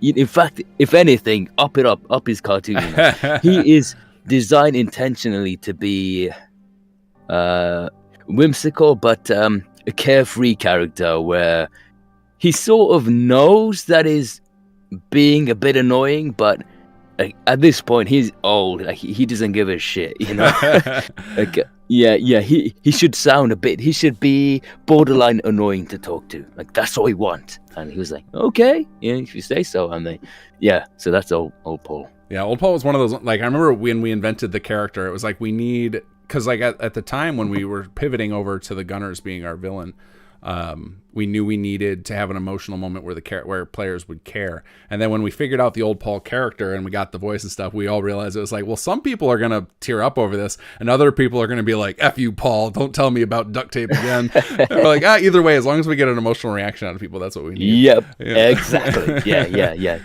I was anticipating those. Like, old Paul, he was written to be marmalade, so. Just rest assured, everybody, it is intentional. He is designed to be... He's designed to be that way. Oh, Paul. All right, let's go to some questions so I don't leave people feeling left out, because I know they'd sent a bunch right away, and we've been talking for an hour. Let's see. There's not crazy. You're not getting the answer to this. I'm not even going to read this, but I'll tell you what he said. He said, "Khobis, can you tell us which mod Kingath's in?" You don't know, so you cannot. Khobis, do you do VO? Yes, we already discussed that. There was another mention of the mommy daddy lines. Abduello, or I never know how to say your name, sorry. Thanks to you, Khobis, and the rest of the voice acting department for keeping the characters' dialogue consistent with the world of Fallout. Too many times other mods have their characters speak with modern manners and slang as if they came from our world rather than the residents of the world of Fallout. It's extremely appreciated for the immersion. So people appreciate it. Yeah, I think we talked about that. That's a pet peeve of both of ours, to have that stuff. Absolutely. Big shout out to the writers as well. I work with both Cyric and Cynical as writers currently, and you won't see any of that nonsense in their writing. So shout out to them. Yeah, for sure. I think going back to the old Paul thing, that's something that like Cyric and Cynical seem to have. Most of our writers are pretty good about it, but they especially are good about getting a nice balance of serious, like keeping the tone serious overall, but still having those moments where you break the tension with some humor, because that's pretty important in writing. Like, you can go because Fallout itself isn't serious all the time, is it? It's wacky. That's what it's known for, and old Paul is the balance there. Let's see, Shortwind. Do the actors get to hear the other actors' lines when they're creating their reactions, or everything made from direction and imagination? That's a good question. That's it for you, for sure. actors do not hear each other's lines. No, that magic has to come from post-production. Just because you can't get all the actors to record in a booth, in the same booth, physically reacting off each other lifetime. So I have to make that magic happen. It's the illusion. What you hear, the end product of the chemistry between the characters, is essentially the illusion that I create of them sounding so reactive, and I have to do that on my. There's no getting around that. That's the dialogue editor part of me, where I put focus on making everyone sound present, like they're present in the world. Yeah, that's got to come from me. So to answer the question is. Yeah, the voice actors, they don't hear each other's lines. No. Right. We've had opportunities where they could have, but I think that would derail the rest of your process. Like where we had one character finish before the others. There's been a couple times I think you've done it, but it's pretty rare where you've like let people hear the reactions. Super rare. Yeah. For I think the closest that I've done it was when we were working on the Chapter 2 trailer. Except due to scheduling reasons and this still being a hobby and everyone's working and different time zones, I can't get everyone. The time zone thing is brutal. We have people in almost every time zone who we work with between the voice actor and the rest of the team. Like it's a miracle we are able to do those meetings. Yeah, here's another praise for Jeff, who voices Toilet King and Berman and stuff, guys. He's Australian. He's Australian. He is not Irish Toilet King. He is not East Coast Berman. He is an Australian fraud. From my experience, Australian voice actors, they're the most versatile when it comes to being able to perform American accents and British accents, believably enough. And that's got to do with because their accent is like historically it's a mixture of both. But Jeff is cool. I did not know he was from Australia. That's interesting. So one of the things with the regards to this same kind of question. So you do voice acting professionally, and I know you've gone in and you've done like live recording sessions and stuff. Have you done anything where you got to be alongside another actor in booths, or do you do even for your professional stuff, or is it all similar to what you've done and what you do with actors for the mod stuff? Is it all you just kind of do it with the director and like it's up to them to make it piece together, or have you been able to do sessions where you're riffing off of other actors and stuff? When COVID started becoming a real problem, a lot of studios, they started opting in for less going into the studio to perform and more like they'll accept you doing remote recording from your own mic in your own booth, and then they'll direct you over Zoom and Skype and so on and so forth. In studio, I've been a few times where there might be 6 other people watching me perform and being there, but no other voice actor. From my experience, it's been the sound engineer's been present there with the voice director, the producer of the show, the writer, one of the storyboard artists, and another producer. So I've had like 6 people tune in. Be there in the studio with me while I perform, but voice actors, no, not really. I mean, it's a very rare thing for that to happen. But for mods, it's the closest way, it's never happening. Yeah, you've got to accept remote recording because mods don't really profit. There's not enough money involved to pay people, so. Compromises have to happen, so you've got to be okay with people recording remotely and not being available for a live direction session, even if it's on Zoom or Discord or whatever.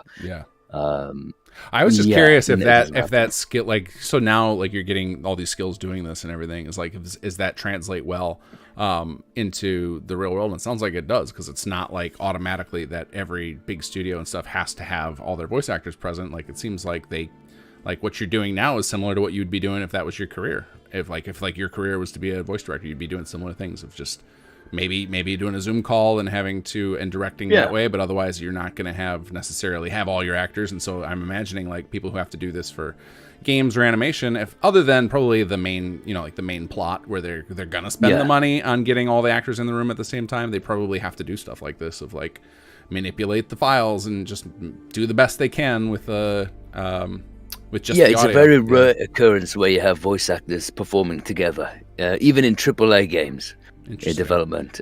It's got to be like the only scenario you'd really find that stuff is in live motion capture, where you have the actors have to physically be there with each other, reacting off of each other's actions. So they might record together as well. They might have a lav mic attached to them, which picks up their voice while they're physically performing. But other than that, no. Voice actors just perform alone, whether it's in the actual industry or on mods. No. Nice. See, Cuz Daddy says, Khobis, your hard work really pays off, and without you on board with the mod, it would have really suffered. Most people I've told about SS2 have blown it off until I show them a clip of the voiceover. High praise.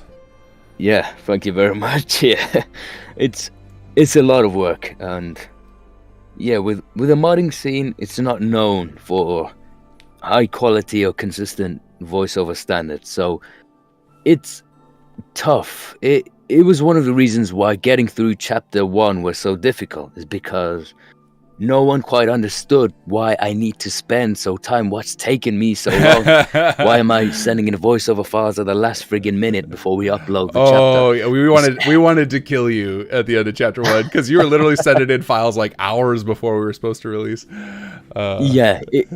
Basically, it's a lot to do with my experience and developing skills, but it's also a lot of work, so I appreciate it. And recently, I didn't quite appreciate me being appreciated by people, but because unless you are someone who maybe has worked in it yourself, you can't truly gauge the type of work or effort it requires. So when I got a very lovely message from the lead voice director who handled Fallout 4's voiceover stuff, who praised my work, and I had like 3 of the voice directors follow me on Twitter, and I didn't realize until months after. I was like, and then I reached out to them and said, "Hey, I work on this Fallout 4 mod. I appreciate your work. It's called Sim Settlements," and they tell me that,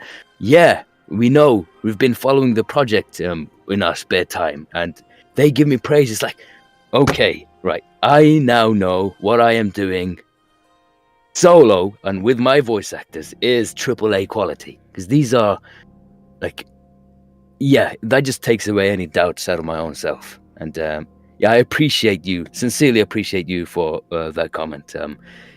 Likewise with sound engineers and so on and so forth, they tend to be the unsung heroes as well. Coders, programmers as well, when it comes to the storytelling aspects. So thank you. Let's give a shout out and props to Cyvirus for his amazing radio plays. Those are some of my favorite. Like whenever we're gonna have a moment where there's like a holotape playing or a radio conversation and there's stuff going on in the background, I'm so excited about those because they're always so much fun. That stuff is so fun to work with. I think we started that on Conqueror. For sure. Yeah, the best one that still to me, probably because it was the first big one we did, was the one where you're running through the Dunwich Bower, or what is it called? Dunwich Borers tunnels, and like Jammer, you can hear Jammer and Maul in the background as they're raiding you from like up above on the cliffs above you while you're fighting through these through the Minutemen, and just like Maul's throwing guys over the cliff. It was so good. I remember thinking, all right, this is back when Conqueror, where I didn't have too many tasks to do, so I could think of making new tasks for myself. Yeah. And I remember thinking, wow, the holotapes and radios are like a missed opportunity from Bethesda game, because you can turn these things into pretty much audio podcasts, audio books, pretty much. There's a lot of lost potential. And I remember going to Sai and I showed him something similar that I made to the little thing that you mentioned, the little Jake audio trailer that I made, that I posted on the forums, where it has all the sound design. I remember showing him something similar. I said, "Hey, let's try something like this, but I need your help on it because I won't have the time. Like, and you know how to make good sound effects. Like, you can do it yourself and that stuff. Would you want to collab on this thing?" And we gave something on Conqueror a go, and we loved working on it with each other together on that. And yeah, from then on, yeah, we have to do it. Any opportunity we get, we just sit down together and we think, okay, how can we make it better? And we go back and forth with things. Yeah, you can tell there's a lot of effort put into it because you guys care about distance. Like, you can tell like where the characters are relative to whatever the microphone is, and it like there's a lot of, you can feel the room space in all of those. Yeah, and props to Sai there. Yeah, like he knows the technical stuff. Like, he knows where the voice actor needs to be and what they can afford to do. And I need him on that technical side because that's too much for you to learn. You can't learn everything. Yeah, you got. Now it's not so much my weak spot because I've learned enough, and a lot of what I've learned was from him. But especially back then, I needed him to work with me on that because, you know, I could have ruined those holotape things. Yeah. So let's see. Next question, Chris Doyle. How does one apply to become a voice actor? Do you still do posts occasionally on what's that website? Casting Call Club? Casting Call Club. I actually did recently put one up there because I am currently at a point in my life where I am super busy, and any chance that I can get to try and maybe passively get more voice actors on board, I am all for it. However, speaking of Casting Call Club, and this is going to kill off anyone who might have an audition on there, they've not been up to standards. I think we've had over.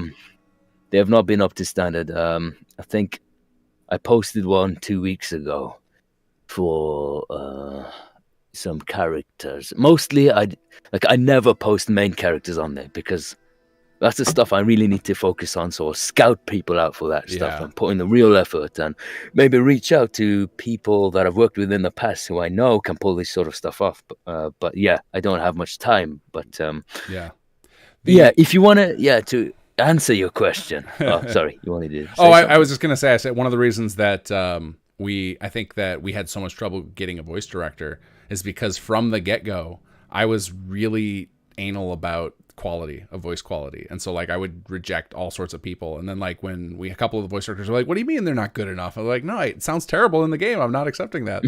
And so like we have that problem with Casting Call Club is a lot of people have just terrible microphone setups where it's like, no, that's going to stand out like a sore thumb. We can't work with that.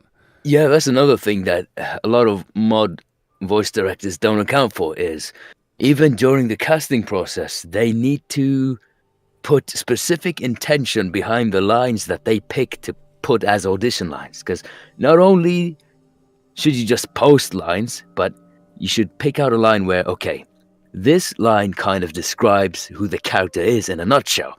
Can they deliver this? Can they pull it off? Can they really connect with this character? So I'm going to put this line for them to audition for. I'm going to put a second line up. Now, this purpose of this line is to get him to shout. Yeah. So this will secretly let me know whether, A, do they have the right equipment? Like, if you shout, is it going to have an echo going on? Which therefore is going to, if you get that person on board because they might have done line A very well, but you bring them on board, you put them into the game, and then you realize, oh shit, it's too late now. When they shout, it's like they're recording in a tin can, like someone else mentioned. Yeah. But reason B, I get them to do loud lines like shouting. Is a lot of actors, they will, while they might perform normal tone, conversational tone very well, when it comes to shouting and being louder, they might half bake it. They might half-ass it. They might you might be able to physically listen to them, like you can hear them restraining themselves, holding back. You know, that does not make for a good performance either. Sure. So yeah, to go back to your question, how do you get into voice acting? I will post the link. So Casting Call Club is a fantastic way for people who are starting voice acting. Yeah. You will find many fan projects on there, and I encourage you to just audition for as a lot of stuff that you can. In fact, I believe I began there as well, castingcall.club, and I began very terrible at voice acting, but that was okay. I remember, referring back to Skywind, when I first joined Skywind. Yeah. I was I really wanted to be. I thought, oh, voice acting is very interesting. I could do this, and I gave it a go. I sent it to the person who was casting at the time, and I could tell that they were trying to be polite. And yeah, essentially, my audition was goddamn awful. It was absolutely shit. It was cringeworthy. In fact, it was so bad. I believe I keep it. I think it might still be on my SoundCloud profile, but I use it as a way to kind of compare myself, how far I've come since then. But yeah, in short, go on castingcall.club, audition for a bunch of stuff. There's a lot of fan projects on there. The more you audition, the better you'll be. A good thing that the website does is that it allows you to listen to other auditions. Yes, so yeah. When someone gets cast, take a good listen as to why they might have been picked over you. Because a lot of the times you will find that it's not to do with your voice. Voice acting is acting. You know, you need to connect well with the character. Just because you have an idea of a character in your mind doesn't necessarily mean that's the character the person who put up the casting call is after. So you need to work with their idea and not just something you thought of yourself. So yeah, get on that website. Now, and Crystal, if you're looking specifically to get involved as a voice actor with SS2, I think the best way is to watch our forums. So we have two voice directors. Khobis does our main quest, and then Sherlock does all of our side characters. And Khobis has taken some of the people who've done good performances as side characters and brought them in and done bigger roles on the main stuff. So that's probably a better way to get started. So keep an eye on our forums. Sherlock will post stuff. There's a section of our forums for, it's like help wanted. I think it's labeled, or recruitment. I can't remember how it's labeled. And Sherlock will post smaller voice roles there periodically. And I know we've gotten a couple of them bigger roles because they did good in the small roles. So that's probably the better way to get, if you're looking specifically to voice stuff with us. Mm-hmm. Yeah. I don't want to kill your chances, but main story. At this point, we have too many voice actors who work on AAA titles, so you'd be competing with those guys. So, exactly. Yeah. That's why it's like your so it kind of like if you want to prove yourself on our team, and then that we know, like I know, like what's his name, the guy who did Edmund. I know, he proved he's got good work ethic, and he was able to do it. And you gave him some role that was in the main quest. So there are John Drennan, I think it was his name.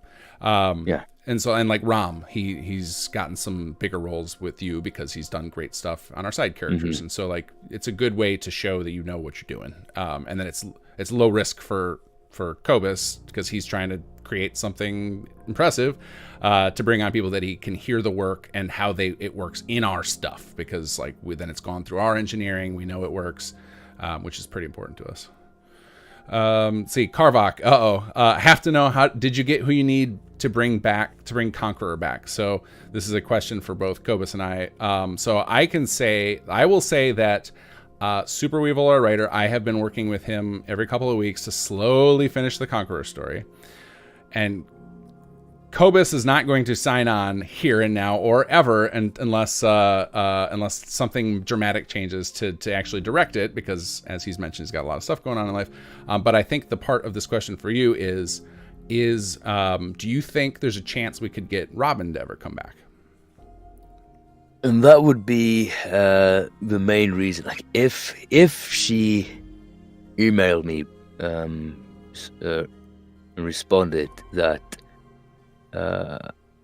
of her own accord that she's returning back, because for, like, you guys will know this, but like, she left voice acting period, like not just the project. Right. If she emailed me, like, I don't have much contact with her anymore, unfortunately. Right. It's hard to reach her. Life takes over for people. So if she reached out to me and said, hey, if I'm down to do Conqueror again, if you want to pick up, I'll do it. I'll jump back on board. But until then, I am not going anywhere without Ophelia. I'm not recasting her. Yeah, I know. Somebody was we've talked about that. I'm like, could we recast her? And it's like, no, she was so good. And like it would feel, and like having to go redo all that work too after all the work you did to like pair up Jammer and Ophelia's lines together. Like, no, and we're not recasting her for sure. And for me, the main issue with recasting is that it's recasting for that reason. For me, it's too disrespectful for the actor. I mean, it wasn't their fault. It was our fault. It was our fault. It was our fault. Conqueror came to a standstill. It wasn't the actor's fault. Like we should have completed within a year, but you can't expect members of the team to stick around for multiple years because, again, life takes over. So if that person is no longer available, well, that's on us. And I will not recast someone on that account. Not one bit. So the answer is not yet, Carbach. So like but right now all of our focus is on SS2. Like I said, I meet with Super Weevil periodically to tinker with the Conqueror script because I love that story so much, and we were so close to being done. We were so close. We were like 3/4 of the way done already. So like I want to just see what a completed script looks like, and then but right now all we're worried about is chapter 3. Chapter 3 is going to be amazing. And so like that's what our focus is on. Let's see. Ziffer X. Is Sim Settlements the only mod that you're working for? If that's a question for me, yes. Khobis, are you working on any other mods right now? No. That's a long answer. That's a long no. No, I do. So the thing with me is that I have so much free time, and with that, I like to spend as much on Sim Settlements that I can. And a lot of... So here's how I see things. There are a lot of mod developers who will work on multiple projects. But for me, my mindset is that if I work on one project and dedicate all my time to that one project, it means because I'm dedicating more time to that one project, I can make the quality of my work that much better. For that project can be that much better. If I split my focus and time on different projects, it means it compromises between how much time I can put between this and that, and therefore quality goes down as well. I would rather be a part of just one mod team ever and have just something really spectacular than have my name on multiple mods and just have something that doesn't stand out. It's just normal, decent, okay, satisfactory. So the answer to that is no, but the reason why I said no and I took ages is because I will do it for money. And I do. There are a couple mods who have paid me to work on their project. So I will do that because it allows me to free up time, because obviously mod doesn't really pay and I've got to bring food on the table. So yeah. That helps. So I'm kind of in the same boat of like whenever I don't do other mods because I want to put all my focus on this, and then when I have done other, so like I have my career and then occasionally I get opportunities to do work beyond that, which requires me to put in more hours, and the how I limit myself to prevent myself from not only putting my all in Sim Settlements is I will only work on other projects for a certain amount of hours at a time. If you guys have followed my dev, you'll see that I occasionally release other random mods, like I released Workshop Plus and like the Franktown versus Roundtown. The way I control myself from getting obsessed with those and not putting my best effort in Sim Settlements is I will only let myself work on projects like that, whether they're paid or free or whatever, is for like X hours per week, and it'll be really small. It'll be like 2 hours per week are all I get for this, and however long it takes, that's it, because all of my leftover time is going to my baby, my Sim Settlements. Because I want to deliver something awesome, and like we still got a long way to go. Like there's all of you guys who follow the mic closely know it's got lots of bugs, and I'm not going to leave you with them. Because I'm thinking long term. I'm like, we look at stuff like Skyrim and see how many people are still playing and modding that game today, and it's like we got time. I don't have to rush it. I want to slowly get to the end here. Like I've always treated us like we're kind of in early access until the story's done and all the features are in. It's hard to but we'll get there. So let's see, Kaio Dong, what would be the crucial tips for someone who just started modding a voice for Fallout 4? So this is Kaio has got an add-on pack that has some quests and stuff in it, so probably going to be dealing with some voice actors soon, if not already. So you got any tips for him? Yeah, sure. When you're starting off, don't worry too much about looking for high standards of quality or whatever. Yeah. So, like linking back to something I said earlier, if you're trying to have people, if you want people to audition for your project, to try and match them to a character the best that you can, pick out your audition lines wisely. Put actual intention behind them. Pick out a line that portrays the character pretty much in one sentence. Pick out another line. If the character requires any sort of shouting, pick up a line that does that. Another note would be, another way to get a voice actor to perform their best is to keep in touch with them. Just speak with them. Be very open about your project. Show them that they're as much of this project as you are in terms of bringing something in. And that sense of involvement will have them feel like they'll put in the extra effort. So yeah, do that. It's definitely helpful for sim settlements, because again, we are a volunteer, we're a non-profit, we're a mod project. We can't, there aren't, even with donations, it's not enough to cover, like pay anyone. Like you've got to pay everyone if you do that, and it's not enough. Yeah. So, and with my voice actors who work on big titles and get paid a lot for some of these projects, I've realized that they put in more effort for sim settlements too, something they're not getting paid for, compared to something they might be being paid for like a couple $1,000 for going in for a single hour session. Because, and this is with me as well, from my own perspective as a voice actor, if I feel involved with a project, then I will be encouraged to do my best. So yeah, explain. When you're reaching out to voice actors, explain your project and don't hold back too many details unless it's irrelevant to them. And yeah, that should help. Awesome. Sterling C. Beard, and isn't this one of our voice actors? That name sounds familiar to me. It is. Yeah. Khobis, how long ago did you do your thing with Skywind? Firstly, hello, Sterling. We had a voice call like a couple of weeks back, because I'm bringing him on for a bigger role, which I cannot reveal who that is, because he's the... Currently, Sterling voices just the courier that comes to deliver old Paul's note. And that is it. And I was like, okay, this guy did too. I remember he sent me his voiceover file, and I told actors, you're feel free to improvise, and Sterling just absolutely nailed it. I laughed out loud going through his voiceover file. Like, he knows the character, and he just delivers such great punchlines. And it's like, when we got to chapter 3, I remember there's a character that could do with the wit that Sterling brings. And yeah, we were on a voice call, and we just found a voice, and I guided him with this character. Yeah, so what was the question again? When did you get started with Skywind? Skywind, late 2015. This is when I first discovered the modding scene. I believe I was in a university at that time.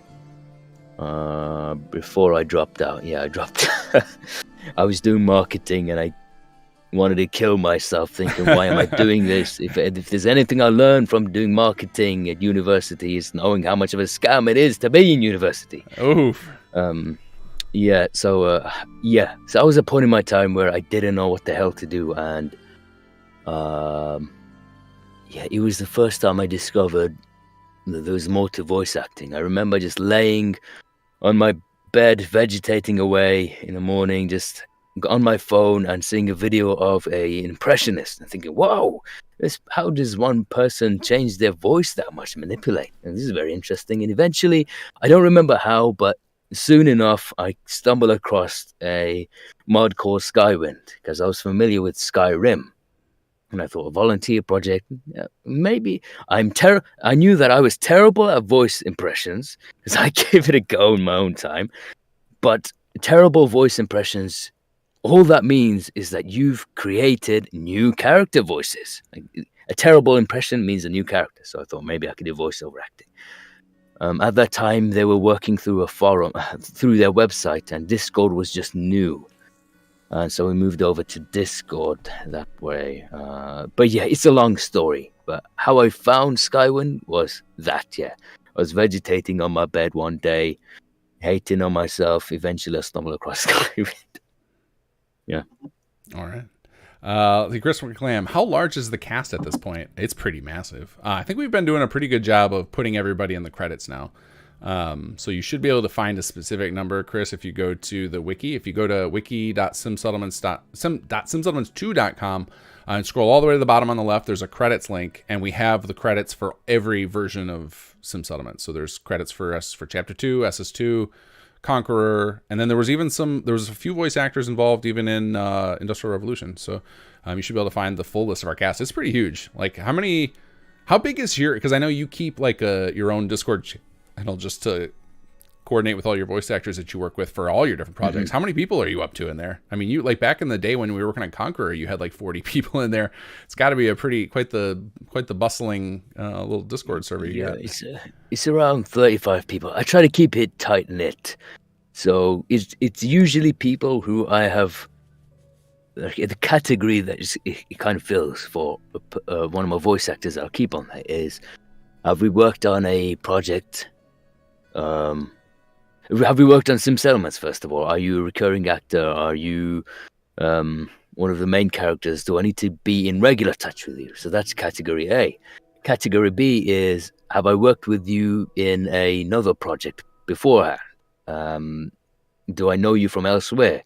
Category C is that I sometimes find voice over paid work for people. So category C would be, are you marketable enough for me to refer you to other people? So all three categories, and I try to keep it super tight knit like a community, because when my Discords get too big, the personality just runs away. But whereas if it's tight knit, like, I know everyone, I can keep in touch with everyone.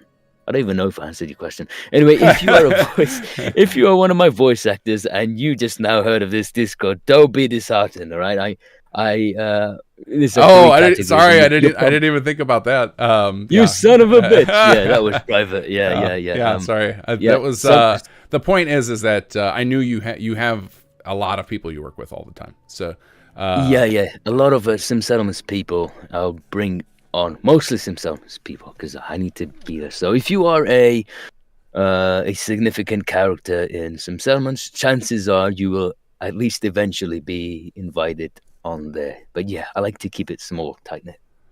All right.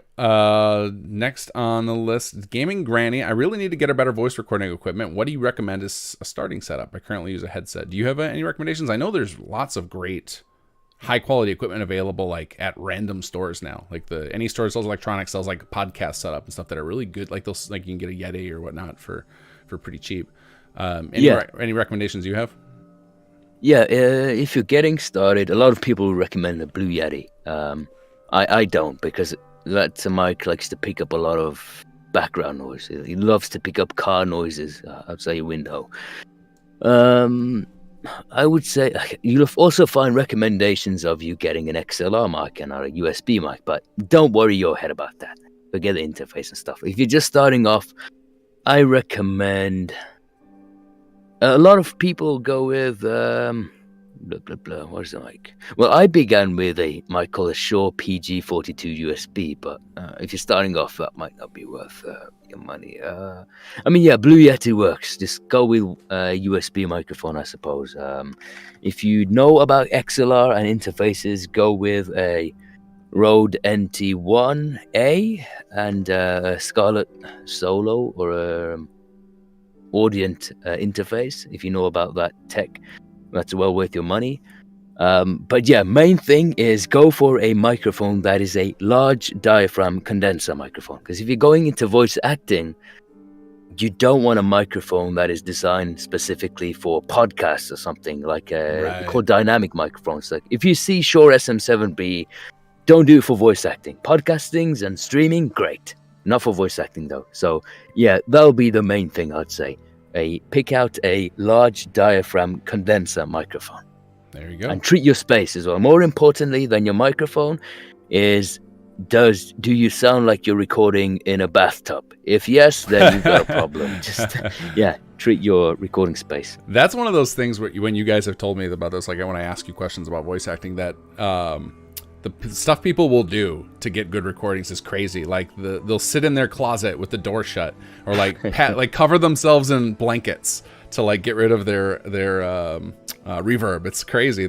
Some of the stuff people have to do to get their space ready to record. Yeah, and a lot of I'm pretty sure some of our voice actors still do that, even if they worked on big titles and stuff. Like I remember for my own self when I was recording for I don't know if I can still name the client because the project's not out yet, but including Sim Settlements as well. Even I was recording in I had my wardrobe open. It's not even in a closet. I had my wardrobe open because there are clothes there, and clothes absorb sound reflections, so that helps. I had a blanket, a duvet tied up behind me, and I had a towel. I had my towel above my head, and I was just sweating away hundreds of lines in there. But people do crazy stuff, and you can get away with just DIYing, just doing a ghetto setup pretty much, and clothes and stuff to dampen your sound. You don't need a expensive recording booth, but it helps. And make sure, and then you don't have to sit there with a towel over your head. Like if you, that was the other thing as well. Why I needed a recording booth is because if clients wanted to be tuned in via video call, they don't want to see me with a towel on my head. I was imagining that. What is this clown doing? Right, yeah, you lose a job real quick like that. It is so cringe. Yeah. That's so funny. Yeah, I didn't even think about that for paid work. If you're going to do like a Zoom call and they would zoom in and you're just like hiding under blankets. Yeah, it's happened. Oh, man. XV Versus says, Khobis, are you interested in Starfield, both as a player and in creating stories if time allows for it? What are your thoughts on Starfield? I'm interested to see where they're going. Honestly, I bet this story is not going to really interest me. I'm pretty much sick of sci-fi at this point, working on Fallout for however long we have. Same with Skyrim as well. I get sick of looking at that game, but I'm interested to see the direction they go with it, more so than anything. As a player, I'll definitely play it. For modding, no. I am at a point where I need to keep my career going. And for that, I need a stable source of income, and modding takes too much time and too much effort. So, unless I could find a way to profit from it, so I can sustain myself, then the answer is no. But as a player, I'm interested. The main concept that I'm interested in is that they're doing planets. And to me, that means, with exploration of different planets.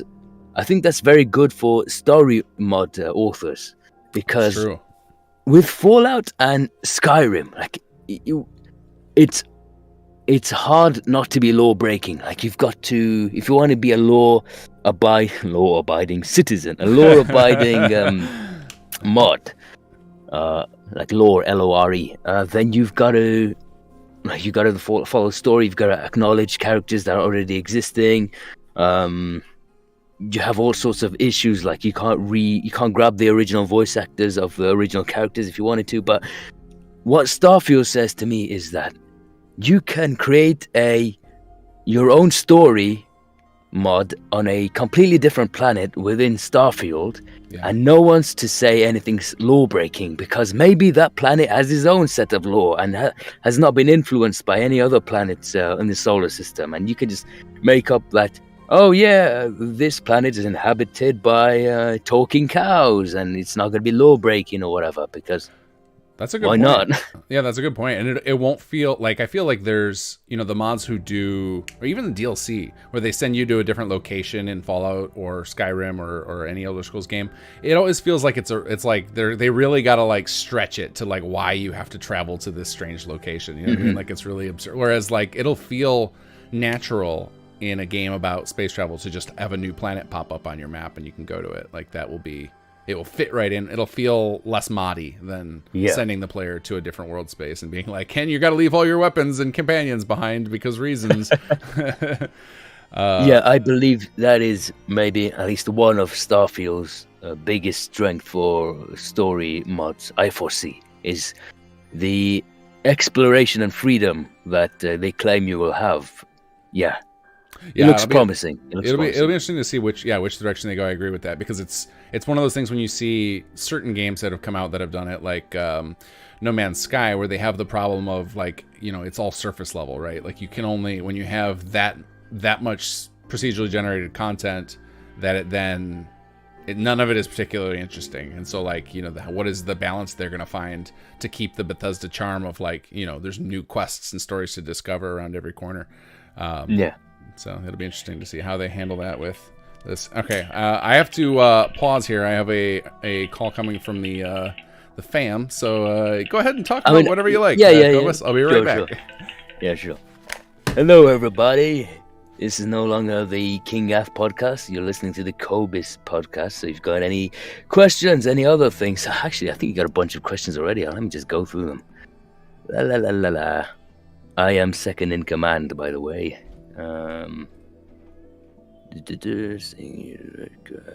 Kez Daddy, thank you very much. Your hard work really pays off, and without you on board with the mod, it would have really suffered most. Oh, I think we've already seen that. Thank you again, though. What other questions do we have? Amazing voice talent in Conqueror and SS2. I agree, XV. I really appreciate my voice actors sticking around with me, because you have to be passionate about this if you're going to stick on with a long-term project such as ours. And I feel a sense of loyalty, and I feel like I owe them a favor for being with us, because these are busy people, and I hate bothering busy people. And yeah, I'm super appreciative of my VO children. You know, Khobis, feel free to dump more outtake in the forums posts you made to answer my question. Yeah, I'll try to do this thing where at the end of chapter 3, I'll collect all the chapter 1, 2, and 3 outtakes, and I'll post them up on the forums for you guys to enjoy, because there are some hilarious and really fun stuff that goes on. And it's really fun. Let's see. What else we got?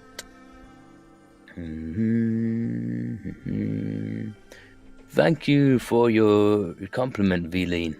If I'm saying your name right. Illusionist and an orchestra conductor. Yeah, I pretty much, when I'm working with voiceover, I try to think of each character playing their piece. Like, no one is allowed to stand out. Like, I hate when actors try to sound like they're putting the spotlight on themselves. They're overperforming, and that's what it comes out as in-game. You need to share the scene with your partners. The spotlight goes on everyone. And that's how a scene really feels alive. Let's see. Hello, I'm back. Sorry about that. My 2-year-old's got a cold, and he constantly needs something. So, where are you? Are you catching up on questions still? Yeah, I was trying to go through a couple of questions. So what was the last one you answered? Because I've been keeping like highlighted so I can keep up with them, or I can get them done. I think I got to oh yeah, so we answered XV's one. I was scrolling up. I thought I missed something. Anyway, Little Nick. Okay, Little Nicky. Yeah, Nicky. Yeah. Okay. I think I haven't answered this. Yeah. So do you use different directions to get voiceover variety for a single line or section of dialogue, or do the voice actors just give you a variety of reads to choose from? Mostly the former. So each voice actor, they all have their own unique character to portray, and they are all put in their own unique scenarios. So it is my job, and it should be my job as voice director, to guide them and give them the direction to, like, this is your character, this is the scene you're in, this is the mood you're in, this is... let me be more specific, let's see. Okay, how can I do it without spoiling? Okay, I'll try to not spoil this one. This is the first thing that comes to my mind. Aiden, I love that character. That's probably my favorite character because I'm biased there, by the way, because River, who voices Aiden, is my favorite voice actor, and he's just a charming guy all around. So, for example, when you first encounter Aiden in Chapter 1, you see this mysterious guy show up with a gun pointed at Jake. So, I have to tell River, I have to write down in his script that you were not expecting people to arrive. You were just a part of an. You just witnessed this assault that happened to this little base, this little settlement, and you just were involved in a firefight yourself. Now you spot people coming over the hill, so you're surprised. You think, are they backup of the gunners?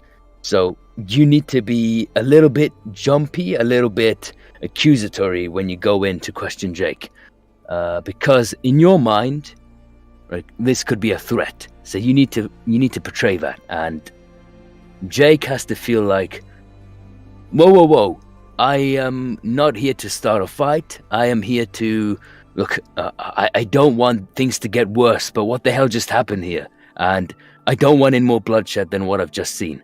And yeah, it's stuff like that. Like lines, sometimes the lines will portray that. They'll tell you what's going on, but sometimes you need to get the actor to put in a little nuance there. And yeah, River does that fantastically. Okay, this is a better example. I should have started with this. Chapter 2. I think that example was good, though, because of the fact that what you're doing there is like you're giving them the context leading up to that moment so they can get themselves in the right mind space. Like, I think that's pretty important, and that's not going to show up in the script generally. Yeah, it's one of those things, and it's like I need to tell them their relationship with the character. Okay, you've never seen this person before, or you're best buds with this person from a long time prior before the sole survivor arrives. So you need to sound like you're familiar with them. You're palling around. And then from that, they then have to give, because there's multiple ways you could approach that from a character, like how, your tones and stuff. And yeah, I think they take that information and then they do give you a variety of takes to pull from, but you did give them enough direction so they are at least in the ballpark on all of them. Yeah, and credit to Sirik and Cynical, who I work with as writers as well, because they will also add their own notes in there. A lot of it has to do with how the character's feeling in the moment, and so I'll just expand on what else they might need from me to perform their best. A better example I should have gone with is Chapter 2, when you just arrive at the hardware store and Jake is missing and Aiden is there. So this ties in with needing the actor to nuance their performances. You will notice only at a second playthrough, and this just goes to show how good River is, and explain a little bit.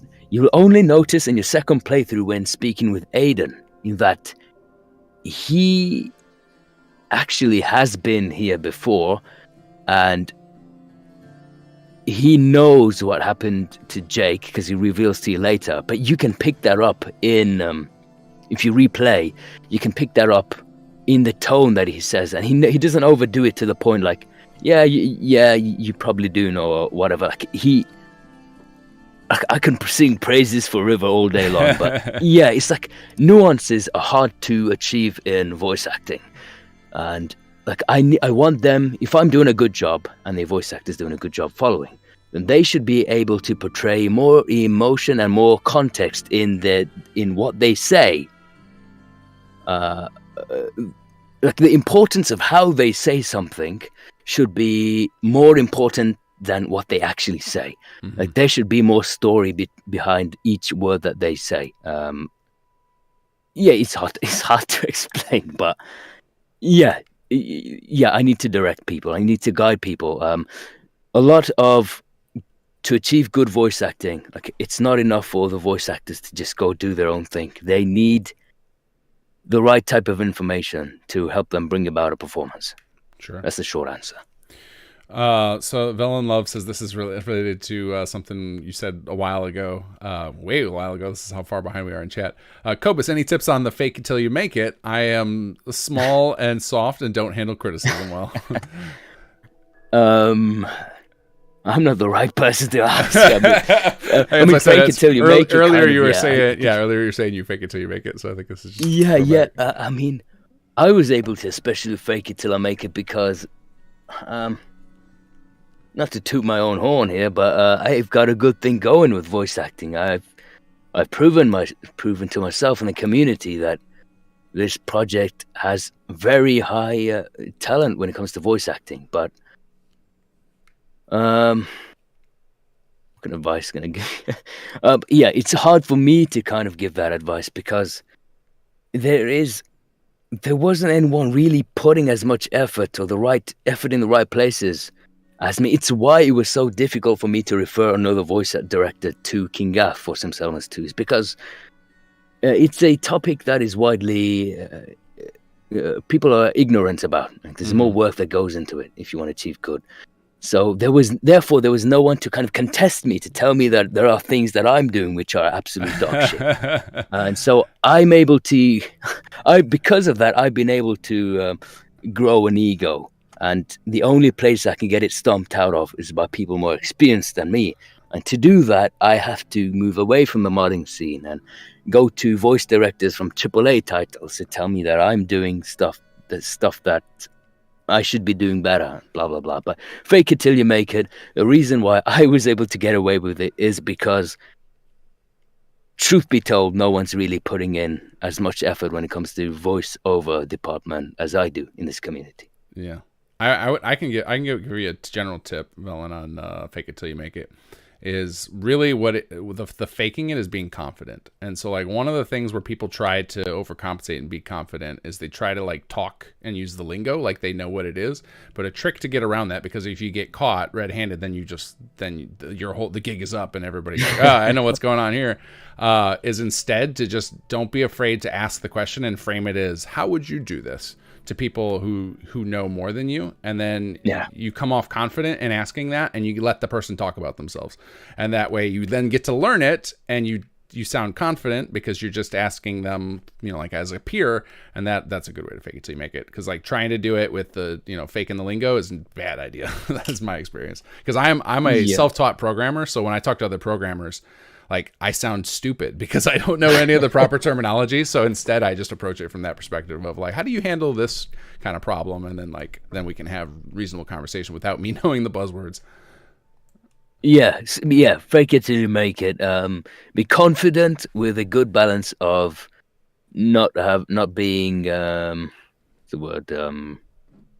not being annoying to be around. Like, don't be overconfident. Admit that there are people who know more than you, and you're always willing to learn. But fake it till you make it is 90%. It's just being confident. Yeah.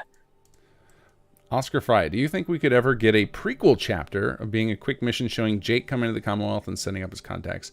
I doubt we would do that. We have talked about doing an alternate intro to bypass the tutorial part and just get right to the story stuff, especially with the 3.0 patch. We're going to bring back the pre-population system where you can have the towns start pre-built and stuff, and that feels really awkward with our story. Like, if like Jake's coming in like, check out these things called ASAMs, and right behind him there's like 10 plots that had been built before he showed up, it's going to look kind of stupid. So we might end up writing an alternate intro, but I don't think we'll end up doing prequel. I know we were talking, one of the things we really want to do, and I think you're a big proponent of this, Khobis, because you like the character stories, is give our major characters some like personal quests where you get to learn more about their backstory and them as an individual, so that we really get to know these characters deeply. And like, so then that, like, so I don't think we would do a prequel, but you might see some, but Jake is already, I think, getting the most depth anyway. Like this, SS2 is kind of Jake's story, and the player's kind of along for the ride.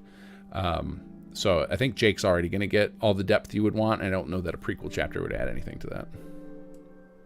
Yeah, Cyric's doing a fantastic job, man. He's got a lot of tasks on his plate, and and considering that, he's done a very good job of just fleshing out characters in the story. Yeah, I don't think you really need to know much about, need to be shown Jake's past to really know about Jake.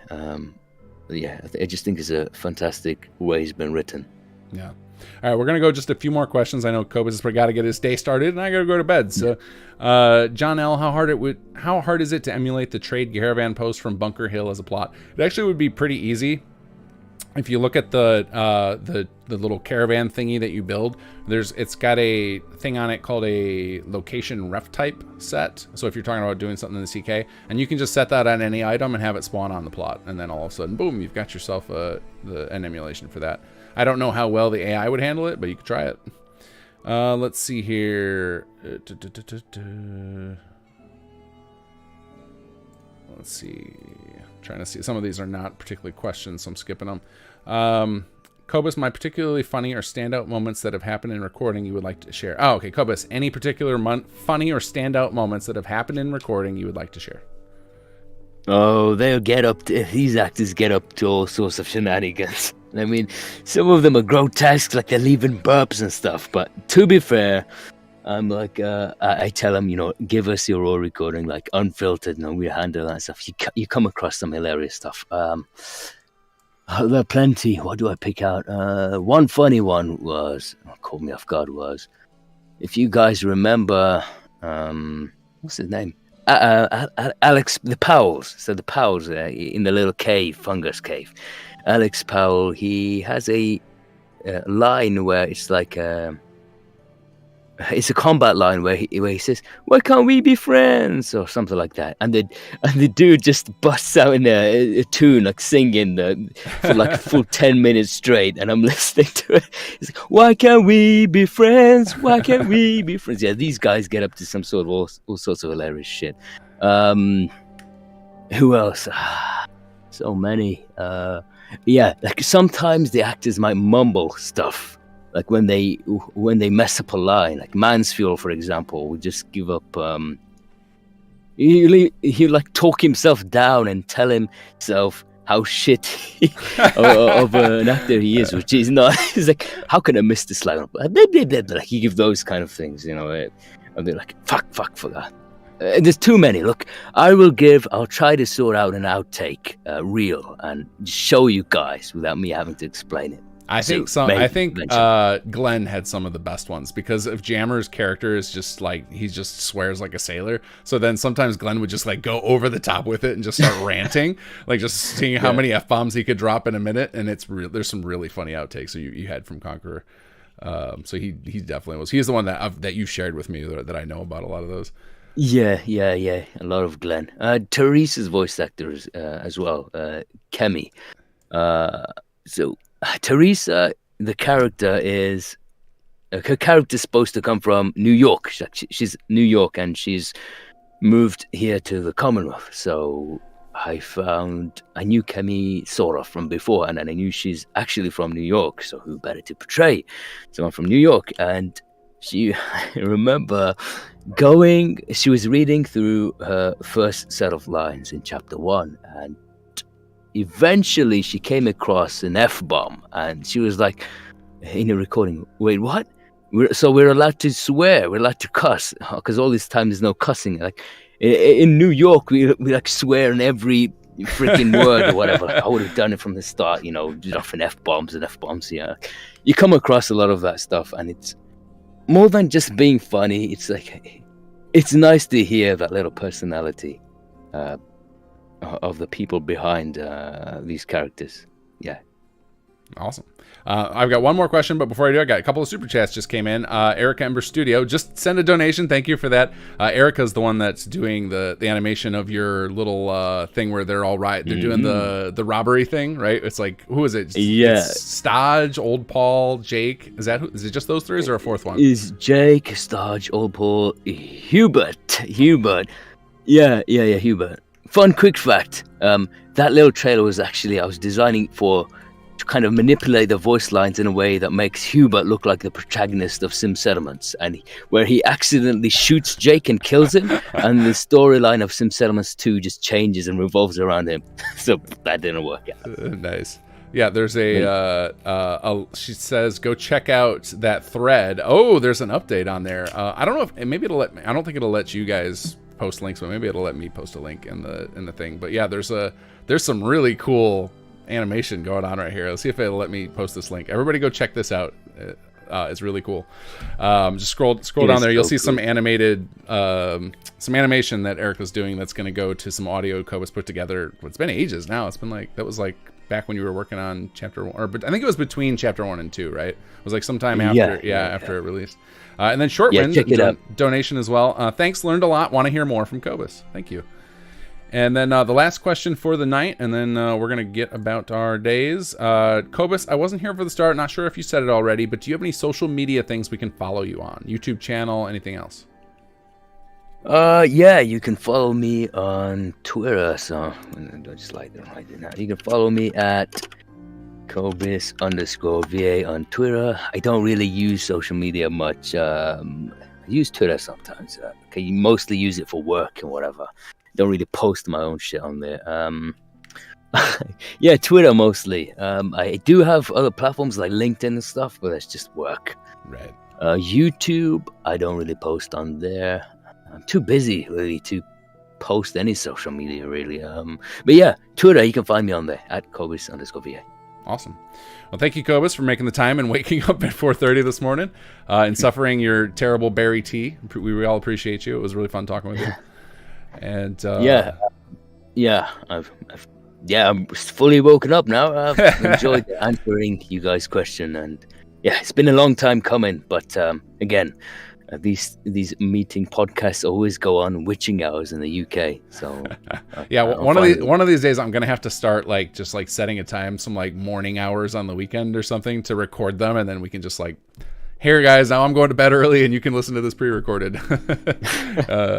But yeah, thank you everybody for donating tonight and just being hanging out with us. It was fun. So hopefully I'll convince Khobis to come on again, but it'll probably have to be more on his schedule, not on our crazy schedule for this thing.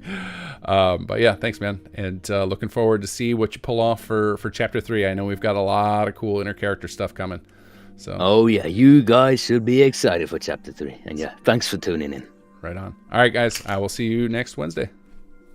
Bye-bye, everybody.